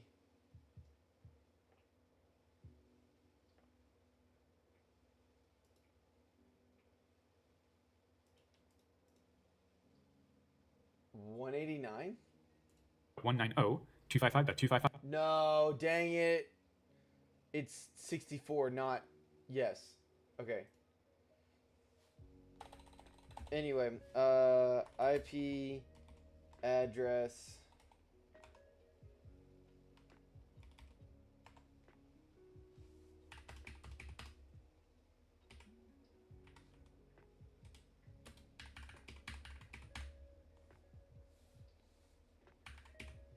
So that means that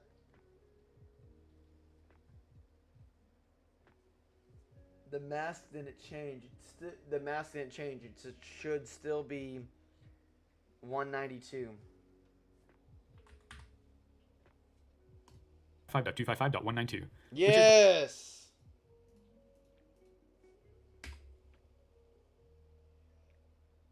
Okay. The last usable address of the VLAN 30 subnet. So that's all of the configurations for this lab. Next up is to test connectivity. If everything is configured correctly, each PC should be able to ping any other PC. I'll do some pings from PC 7 to test. Let's ping another PC in VLAN 10, PC 1. Ping 10.0.0.1. Okay, no problems here. Okay, hold on. What did we just do? We went to PC, what, PC 7?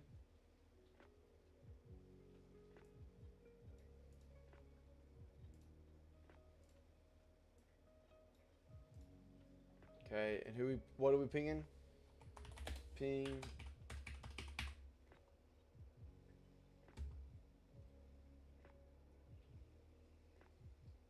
Hell yeah. Let's watch the ping in simulation mode.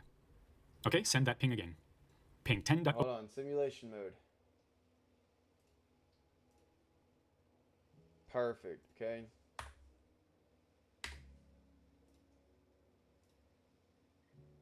Yes, man, I love it.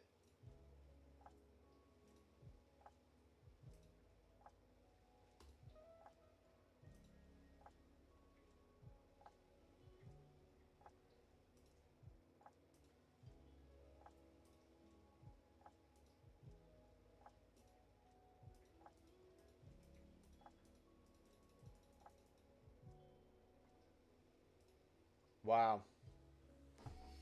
Okay, boys, I think it's pretty safe to say that we did it. 0.0.1. As you can see, because PC1 is in the same VLAN, the same subnet, PC7 sends the frame directly to PC1. No need for inter-VLAN routing. Now let's go back to real-time mode and try to ping PC5 in VLAN 20. Ping 10.0.0.65.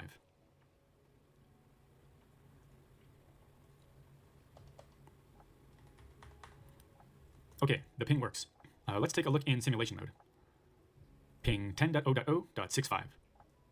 Notice that the ping has to travel to R1 first, before being sent back to switch 2, and then to PC5, and the reply follows the same path. Okay, back to real-time mode. And finally, we will ping PC3 in VLAN 20. I feel good about it. Inter-VLAN routing 1. Okay, let's move on to the Boson NetSim preview. I've selected one lab here, inter-VLAN routing 1. Click on the lab, and you get a little preview, and then click on Load Lab. And here's the lab. There's the objective here, the lab topology. This is very much like the lab we just did. One router, 2 switches, and some PCs connected to each switch. There is a command summary, which shows you all of the commands you need to know to complete the lab. Whoa, that's cool. Encapsulation.1q to set the VLAN on a router subinterface. Some show commands, show MAC address table, show running config, show VLAN brief, and switchport commands, access VLAN, switchport mode, switchport trunk encapsulation. And then next, the IP addresses on each device. So let's go to the lab tasks. There are 3 main tasks for this lab. Task 1, configure the switch and PC hosts. Task 2, configure subinterfaces. And task 3, complete and verify connectivity. And each of these tasks has multiple subtasks, multiple steps. So for this preview, let's just do task 1. This involves configuring basic network connectivity on switch 1, PC 1, and PC 2. So in this lab, PC 1 and PC 2 are connected to the same switch, but the users belong to different departments within the company. So your task is to assign I don't to have PC host this. a I separate don't VLAN know. within the I don't network. necessarily know what this is. This is like So me. step 1, first verify time the current IP seeing configurations this. on PC 1 and PC 2. And verify that they match the IP configurations listed in the IP addresses table. So this is the table with PC 1 and PC 2's IP information. So to check the configuration on each PC, you first have to go into Awesome. CLI. You see by default, we are in router 1 CLI. To access the CLI of separate devices, here under devices, click on PC 1, click on console, and let's open PC 2, console, and also we'll be using switch 1. So click on console here. Okay. First, let's go to PC 1. To check the IP configuration on a PC, use this command, ipconfig/all. So here is the IP address, 192.168.100.2. That is correct. The subnet mask is correct. This is a /25 prefix length. And the default gateway is .1, which is correct. And that happens to be the IP address of R1's F00.10 subinterface. So PC1's okay. Let's check PC2. ipconfig/all 192.168.100.130 is correct. Same /25 subnet mask. The default gateway is .129. Okay, this is cool and all, but I don't really know what this is. I mean, I do know what it is because he explained it, but I don't. I'm not following along because I don't have this. I'm not going to go to it. I would much rather just go ahead and start the next lecture. This is something that I will incorporate in the future. Man, just like this. God, dude, this is so awesome. It goes up here. Explains exactly what we're doing. Same as ever. Untagged. Port. Fast. 0/1. Gotcha. The native VLAN. So good. And then we add the the .1Q. Goes up there. Physical. Explains it again. Layer 3 take over. Goes back. Loses it. Then it goes to where it needs to go. Crazy cool. Alright. We're going to go ahead. No, I don't want to save. Whew. Okay, here we go. VLANs part 3. Man, that last one like really blew my mind. Oh my god. This is so much information. I hate when I have to do two things in once. Videos, please subscribe to follow along with the series. Also, please like and leave a comment, and share the video to help spread this free series of videos. Thanks for your help. This video will once again cover the topic of VLANs. Although we've already covered the most important basics about VLANs, there are still a few more things you should know about VLANs for your CCNA. This is going to be a long video again, so let's get right into it. First off, here are the topics that will be covered in this video. First off, a little addition to the previous video, I will show you how to use the concept of a native VLAN on a router when using router on a stick for inter-VLAN routing. Next up, we will look at a few Wireshark captures to see the .1Q tag. Wireshark is a great tool for network engineers, so I plan to use it at various points in this series to help you understand these topics.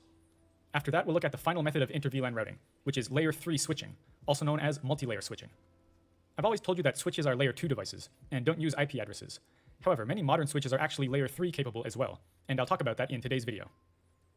Next up are two topics which have actually been removed from the CCNA exam topics list: DTP, the dynamic trunking protocol, and VTP, VLAN trunking protocol. I was planning to cover these in this video, but due to the length of the video, I'll reserve a separate video for them. Although these both have been removed from the exam topics list, I think it will probably be important for you to understand these topics at least at a basic level for your CCNA, and you may actually see some questions about them in your exam, even though they have been removed from the topics list. However, I will give just a basic overview of each. There is no need to go in depth. Before getting started, I want to say make sure that you stick around to the end of today's quiz. From now on, I'll be featuring one bonus question from Boson XSIM, Boson's set of practice exams for the CCNA. Look forward to that. If you want to get a copy of Boson XSIM for yourself, by the way, follow the link in the video description. No other practice exams help you get ready for the real exam like Boson XSIM. So if you can, I highly recommend getting and using it to prepare for your exam. So let's move on to the first point, using the native VLAN feature on a router. I said in the previous lecture video that the best practice is to set the native VLAN to an unused VLAN, as the native VLAN feature can cause some security issues. I will talk more about network security later in the course, by the way. However, if you want to use the native VLAN feature, let's see how to use it on a router. The native VLAN feature does have one benefit. Because frames in the native VLAN aren't tagged, it's more efficient. Each frame is smaller, so it allows the device to send more frames per second. In the previous video, I set the native VLAN to 1001 on switch 1's G00 interface and switch 2's G00 and G01 interfaces. So just for this demonstration, let's set them back to a used VLAN, VLAN 10 on all trunks. There are two methods of configuring the native VLAN on a router. Let's take a quick look at both. First up, you can use the command encapsulation.1q followed by the VLAN ID, followed by native. This tells the router that this subinterface belongs to the native VLAN, and it will function just like the native VLAN on a switch. It will assume untagged frames belong to the native VLAN, and frames sent in the native VLAN will not be tagged.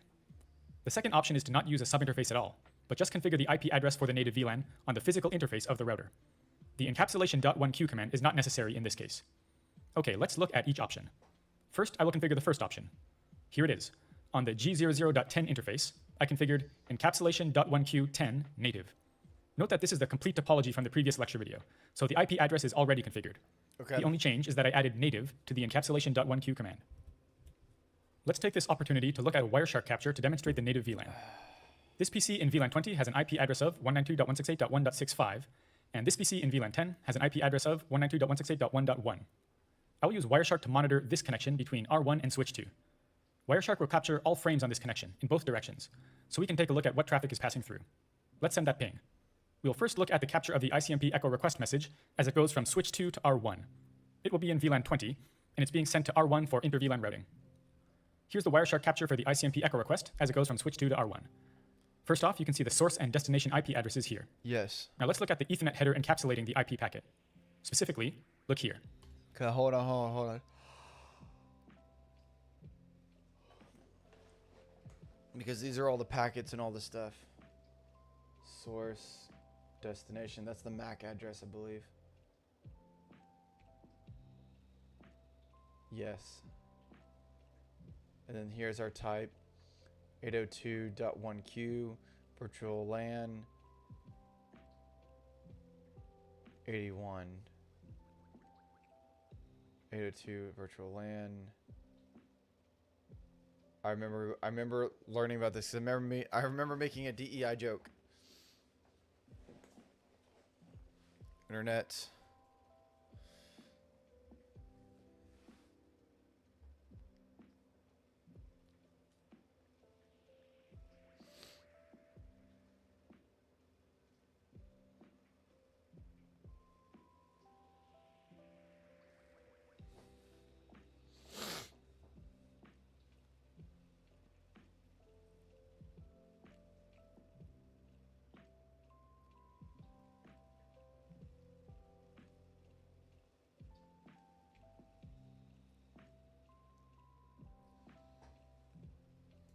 Type 802.1q virtual LAN, and notice the hexadecimal 8100 value here.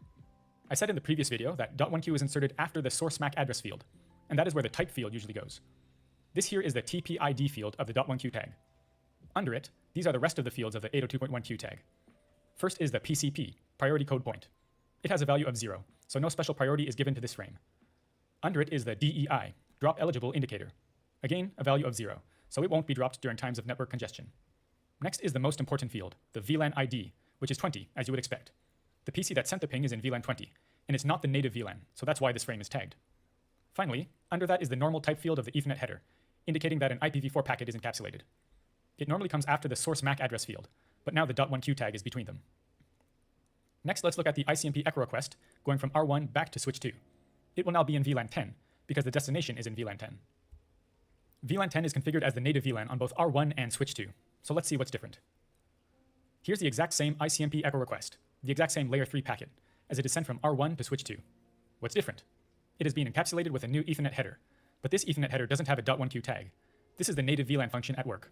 Both R1 and switch 2 understand that untagged frames belong to VLAN 10, so there is no need to tag each frame with .1q.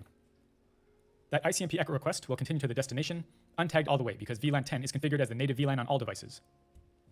When this PC in VLAN 10 sends the ICMP echo reply, it will be untagged until it reaches R1, which will then tag it in VLAN 20 and send it back to the PC that sent the request. Now let's take a look at the second method of configuring the native VLAN on a router, which is simply configuring the IP address on the router's physical interface. No need for a subinterface or the encapsulation.1q command. Here is how to configure it. First, I used no interface g00.10. This deletes the subinterface. Then I entered interface configuration mode from g00 and simply configured the appropriate IP address on the interface. To help you visualize it, here is the output of show running config for g00 and its subinterfaces. First off, these commands here on the physical interface are there by default. I didn't configure them. The physical interface is configured normally with an IP address. This will be used for the native VLAN, VLAN 10. The other subinterfaces are just like we configured them in the previous video, with the encapsulation.1q command and their own IP address. This will function just like the first option we saw. Switch 2 will send VLAN 10 packets in untagged frames to R1, and R1 will send them in untagged frames also. As I said before, it is recommended that you just change the native VLAN to an unused VLAN for security purposes. But if you want to use the native VLAN, it's important to know how to do it on a router, so these are two methods you can use. You might also need to know this for your exam, by the way. Here's the network diagram once again. We have one router and two switches. Or I should say, two layer 2 switches. This is the icon we've been using for regular layer 2 switches. But let me introduce you to another type of switch. This is the icon I will use for what is called a layer 3 switch, also known as a multilayer switch. From now on, I will use either term, layer 3 switch or multilayer switch. You should know both. By the way, these are the official Cisco icons for a layer 2 switch and a layer 3 switch. But I think the ones I use in my videos look cleaner and more modern. First, let's review exactly what a multilayer switch does. A multilayer switch is capable of both switching and routing. It is layer 3 aware. A regular layer 2 switch is not layer 3 aware. It doesn't think at all about IP addresses or anything above layer 2. It only cares about layer 2 information like MAC addresses. You can assign IP addresses to its interfaces like a router. Previously, we haven't assigned any IP addresses to switches, only routers. With a layer 3 switch, you can configure routed ports, which function like an interface on a router. Not just physical interfaces, but you can also create virtual interfaces for each VLAN and assign IP addresses to those interfaces. These are not separate physical interfaces, but virtual interfaces in the software of the switch that can be used to route traffic at layer 3. You can configure routes, like static routes, on a multilayer switch, just like a router. Finally, it can be used for inter-VLAN routing. So far, we have looked at two methods of inter-VLAN routing.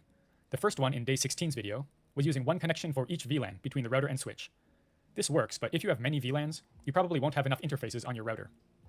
The second method was router on a stick, which uses a single trunk connection, which carries traffic from all VLANs between the switch and router for inter-VLAN routing. This is efficient in terms of the number of interfaces, just one. But in a busy network, all of the traffic going to the router and back to the switch can... Okay, so we kind of talked about this, or looked into it. The layer 3 switch is mainly for VLANs, so that way it can route VLANs. I wonder if that's so that way it can cut down on traffic. Having to go to the router and then come back down. I don't know. Cause network congestion. So in large networks, a multilayer switch is the preferred method of inter-VLAN routing. Let's see how it works. Here's the topology again. Now let's replace switch 2 with a multilayer switch. There we go. And now let's make one more change. I've replaced the trunk link between switch 2 and R1 with a point-to-point layer 3 link. We will no longer run VLANs across this. I'll talk about this link later and assign IP addresses to R1's G00 interface and switch 2's G01 interface. But for now, let's focus on the inter-VLAN routing done on switch 2. For review, when we used router on a stick for inter-VLAN routing, traffic being routed between VLANs was sent to R1 first, and then sent back to switch 2, and then forwarded to the destination. For example, if this PC in VLAN 20 wants to ping this PC in VLAN 10, the traffic would follow a path like this. From the PC to switch 2, from switch 2 to R1, tagged in VLAN 20, from R1 to switch 2, tagged in VLAN 10, from switch 2 to switch 1, tagged in VLAN 10, and finally to the destination. However, switch 2 is a multi-layer switch. It doesn't have to send the traffic to R1 for inter-VLAN routing. It can do that with something called switch virtual interfaces. SVIs, or switch virtual interfaces, are the virtual interfaces you can assign IP addresses to in a multi-layer switch. Configure each PC to use the SVI, not the router, as their gateway address. We saw that right here when we looked this up. I don't remember where it said it, but it said it somewhere.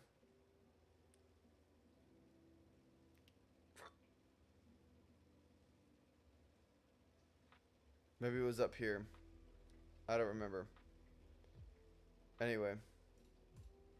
When using router on a stick, the router was used as the PC's gateway. This time we will use the switch's SVIs instead. To send traffic to different subnets or VLANs, the PCs will send traffic to the switch, and the switch will route the traffic. These are the SVIs I configured on switch 2. These are the same IP addresses I configured on R1 when doing router on a stick, the last usable IP address in each subnet. So would you want to still set up the router with routing on a stick in case that the layer 3 switch fails, but only fails the SVI protocol? So that way it'll just by default go out, so that way there's a redundancy. I would imagine so, right? So these are already configured on each PC as their gateway addresses, so there's no need to change the PC configurations. Now let's take a look at the path the traffic between these two PCs takes this time. The frame arrives at switch 2. The destination is in the 192.168.1.0/26 subnet. Switch 2 now has its own routing table, so it looks at the destination in the routing table and sees that the destination is connected to its VLAN 10 SVI. So the traffic is now routed to VLAN 10. If switch 2 doesn't have the destination MAC address in its MAC address table, it will flood the frame to all VLAN 10 interfaces. But let's assume it has already learned the MAC address. So it forwards it to switch 1 over its trunk interface, tagged as VLAN 10. Switch 1 then forwards it to the destination. Okay. Now, what if the hosts want to reach destinations outside of the LAN? For example, I've added a cloud connected to R1 to represent the internet. Because switch 2 is their default gateway, any packets destined outside of their subnet will be sent to switch 2. But our previous router on a stick configurations for the connection between switch 2 and R1 will no longer work. In addition to configuring virtual interfaces, SVIs on multilayer switches, we can also configure their physical interfaces to operate like a router interface, rather than a switchport. So we can assign the subnet 192.168.1.192/30. So we basically virtualized the router and stuck it in the switch. For this point-to-point link between switch 2 and R1, with switch 2's G01 interface having an IP address of 192.168.1.193, and R1's G00 interface having an IP address of 192.168.1.194. Then we configure a default route on switch 2, pointing toward R1, so all traffic destined outside of the LAN will be sent to R1. I already covered static routes, including default routes, in previous videos, so I won't explain the concept in depth again, but I will show you the configurations once more. So let's do that. Let's get into the configurations, starting first with the point-to-point link between switch 2 and R1, and then the SVIs on switch 2. First off, remove R1's router on a stick configurations, and configure that new IP address on G00. First off, I delete each subinterface with this command: no interface G00.10, .20, and .30. Then I use the command default interface G00 to reset G00 to its default settings. After that, I used show IP interface brief to check the interfaces. Notice the status of the subinterfaces. It says deleted. Although we have successfully deleted the subinterfaces, they will remain here with a deleted status unless we reload the router. That's no problem though, so I'll just leave them. Okay. Then I simply enter interface configuration mode for G00 and configure the new IP address with a /30 subnet mask. I use show IP interface brief again, and you can see that the new IP address has been successfully configured. Now let's look at the switches side of the point-to-point connection. First, I reset the G01 interface to its default settings with the default interface command, because it was configured as a trunk for router on a stick because of the previous lab. Next up is a very important command, one you must not forget: IP routing. This command enables layer 3 routing on the switch. It lets it build its own routing table, like a router. If you forget this command, your inter-VLAN routing will not work. Next up is another important command: no switchport on the interface. This is the command that changes the interface from a layer 2 switchport to a layer 3 routed port. Now you will be able to assign an IP address to it. So I assigned 192.168.1.193/30 and used show IP interface brief. And as you can see, the IP address is assigned to it just like a router interface. Last up is the default route pointing to R1. As I've already shown you in a previous video, the command is IP route o.o.o.o. Bro, these codes destroy me. Cause like some of them make a lot like sense. Like it's fine. Like L equals local, C equals connected, S is static. Okay, that's fine. But then when you start getting into like E1 is SOPF external type 1. Like what? Or IA is IS internal area. So I guess it kind of makes sense because internal area, but it's still like, I don't know. U is per user static route. There's just a lot of them. O.O.O.O, followed by the next hop, in this case 192.168.1.194, which is R1. I then used show IP route to confirm, and you can see that switch 2 now has a routing table with a default route pointing to R1 and connected and local routes for the routed interface we configured. And one additional command you can use to confirm is show interfaces stat. This lecture video is different than the other ones. It's definitely different than the one that we just watched. The one that we just watched was very conceptual. It kind of showed you how it worked and stuff, whatever, but it was more of the concept that was blowing my mind. This is literally just showing you the mechanics of how it's working. This is all about multi-layer switches and how they're working and how you can configure them. This is going to take some practice because it, like, to me, concepts can break my brain, but if I think about it enough, like, it'll make sense. It's all thought power, right? This one is like I could watch this video probably 3 times over, but until I actually do it, I'm not going to fully retain it. Status, which I showed in a previous video on Ethernet switching. Notice that in the VLAN column, instead of a VLAN number, G01 displays routed. Okay, now let's move on to configure those SVIs on switch 2. SVI configuration is very simple. Here are the configurations for switch 2. Use the command interface VLAN 10, for example, to create an SVI for VLAN 10 and configure it. Then assign an IP address and use no shutdown to enable it. SVIs are shut down by default, so remember to use the no shutdown command to enable them. I repeated the process for VLAN 20 and VLAN 30, and that's all there is to configuring SVIs. Very simple. Now, just to demonstrate one problem you might encounter, I created another SVI for a VLAN that doesn't exist on the switch, VLAN 40, and assigned an IP address, 40.40.40.40/24. I also made sure to enable it with no shutdown. However, look at the SVI itself. It is down, down. Why is that? Oh, man. Well, it's because the VLAN doesn't exist on the switch.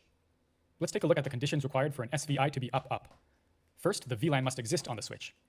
In this case, we haven't created VLAN 40 on the switch, so the SVI won't become up, up.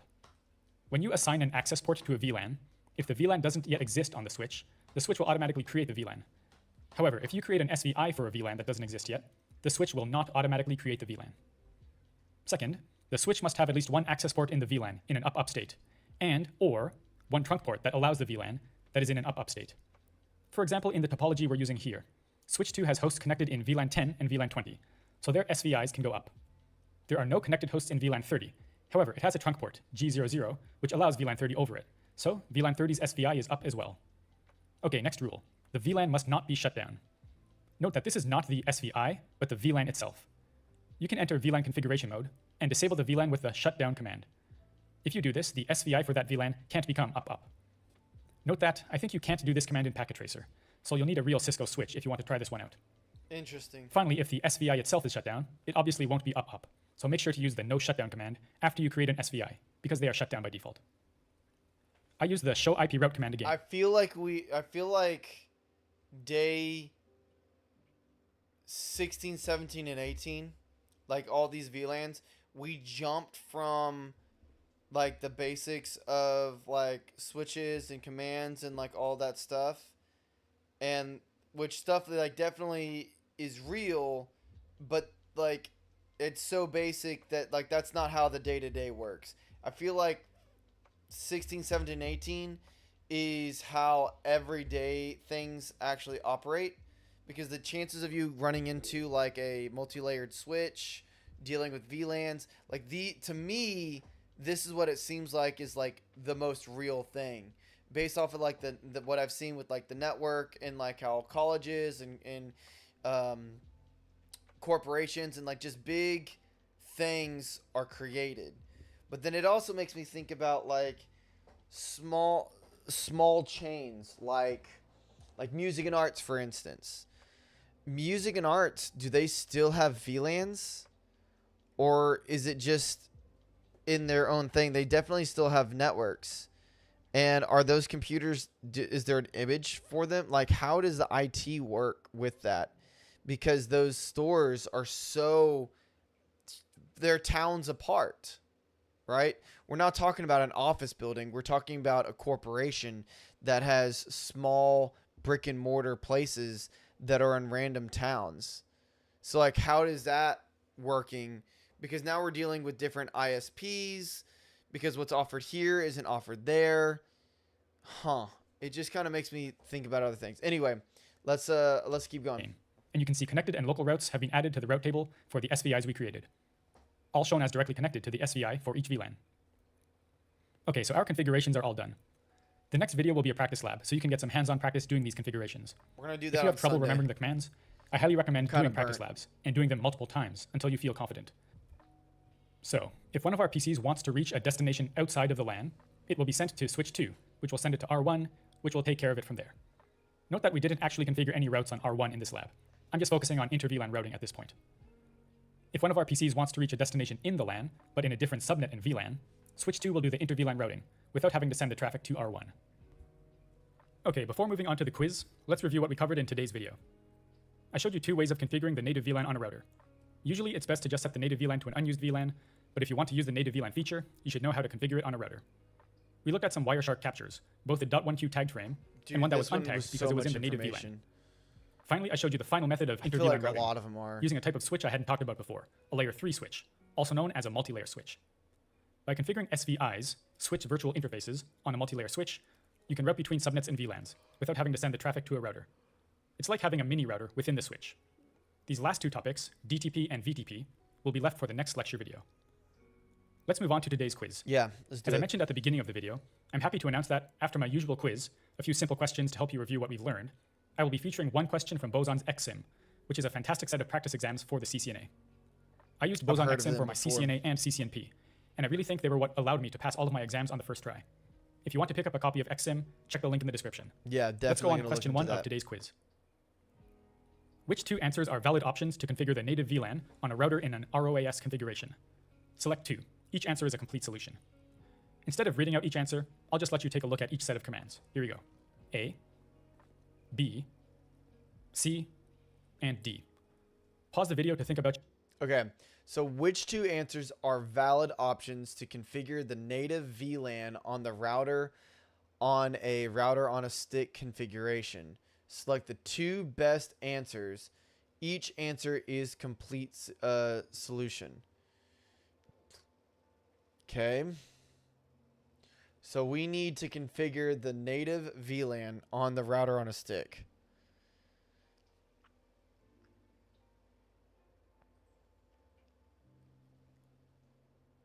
Okay, switch port trunk native VLAN. Okay, definitely D.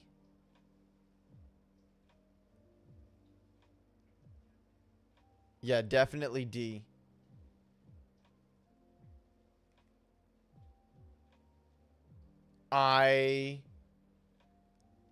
So it says select the 2 best answers. Well, D. I don't know if you can put native behind it and it'll work. We didn't do anything like that. I think it's A and D. What's your answer? And remember, there are 2 valid options, so select 2. The answer is B and C. Damn. B uses the encapsulation.1q native command on the subinterface. This is one option for configuring the native VLAN on a router. The other option is C, to simply configure the IP address on the physical interface, rather than the subinterface. In that case, you do not need the encapsulation.1q command. Okay, let's go to question 2.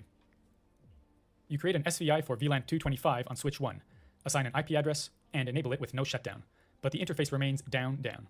Which 2 options might be causing this? Select 2. A.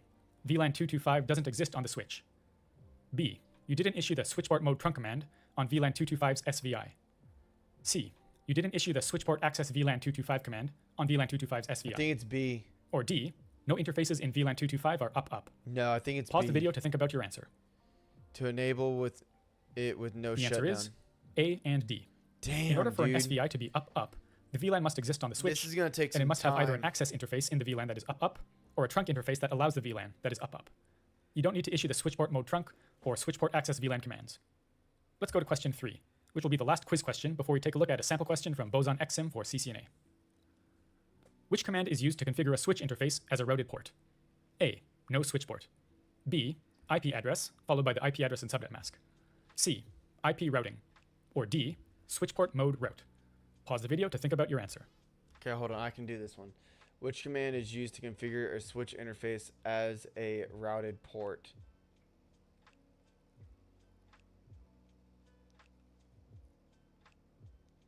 I think it's D. Switchport mode route. The answer is A. No switchport. This Damn. configures the interface as a routed port and Dang, allows you to dude, configure I'm an gonna have IP to address on really the interface. Practice C. this IP and routing memorize this is used stuff. to enable IP routing on the switch, but it doesn't set an individual interface as a routed port. Let's go on to today's Boson XSIM practice question. You issue the following commands on a Catalyst 2950 switch. Configure terminal, interface fast Ethernet 07, switchport trunk encapsulation .1q, switchport mode trunk, switchport trunk native VLAN 44. Which of the following statements is true regarding VLAN traffic when it is sent over port fast Ethernet 07? Select the best answer. Okay, let's check each option. A. VLAN 1 traffic will be untagged. B. VLAN 44 traffic will be untagged. C. All VLAN traffic will be tagged. Or D. All VLAN traffic will be untagged. C. Please pause the video to think about your answer. Native VLAN 44. Okay, so I think the correct answer is B, because you issued the switchport trunk native VLAN 44 command. Traffic in the native VLAN will not be tagged when it is sent over a trunk interface. So I think VLAN 44 traffic will be untagged. Let's check. Click show answer down here. And as you can see, B is in fact the correct answer.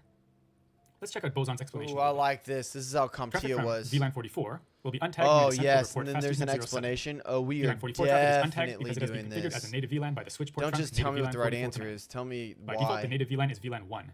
So by default, A would be the correct answer, but we changed it to 44.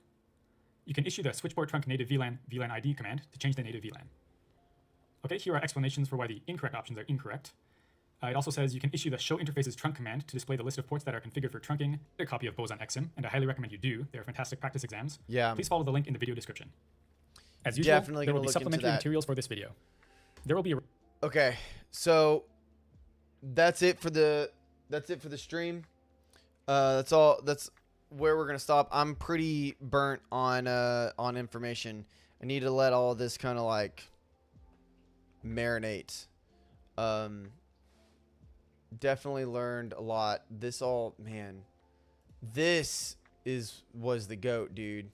This one's also good too. User exec mode arrives, tells you exactly why you do it. Privilege exec mode. Enable. Prompt flips. Every show command, debug, copy, reload, erase, clock set. Disable exit, and then we have configure mode, configure terminal mode. You can host name, enable secret, IP routes, user admin secret, banner. Ooh, I forgot about the banner. IP domain name, crypto key generate, RSA.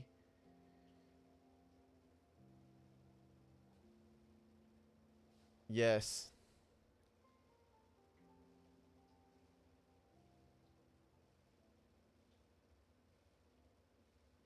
Wow. Okay, so a lot of good things going on. Please, if you have not already, subscribe to Jeremy's IT review Lab flashcard deck. because it's absolutely phenomenal. He has amazing things that are going on in there. He's definitely helping me out. It can help you out as well. If you have not already, oh my God, 235 subs. That's insane. Okay. If you have not already, please subscribe to my channel as well. We will do another review session. The last review session kind of sucked. Had a lot of issues that were going on, and then I had a meeting as well, so I had to bail. But we're gonna try to. I'm gonna try to start earlier, actually at 8 o'clock instead of rolling in here at like 8:30 to try to make sure things are getting done. And yeah. So if this is stuff, and I have been working on videos, I've just been really preoccupied with, I've been building a lot of websites for people, just like side things, trying to make ends meet and whatnot. So I do have plans for videos. They are kind of half made and whatnot, more network series for CompTIA, and then things that are just going to help us in general when it comes to like just tech in general and stuff. Okay. So that's what's going on. If you guys have any questions, please hit me up on Instagram. I try to check it daily. Sometimes it doesn't happen. Always, you can come into the chat if you want to as well. And I'll do my absolute best to try to help you guys out. Gaming streams haven't happened in about a week or two, mainly because I've been working on all the websites and stuff that I've been doing. So if you're interested in that, you can go check out the Paradiddle Pete channel. And yeah, so that's what's going on. That's it. That's all I got. Work with what you got. Work with what you got. Build what you need. And I will catch you in the review session on Sunday on the Tyler Lamont channel. Later.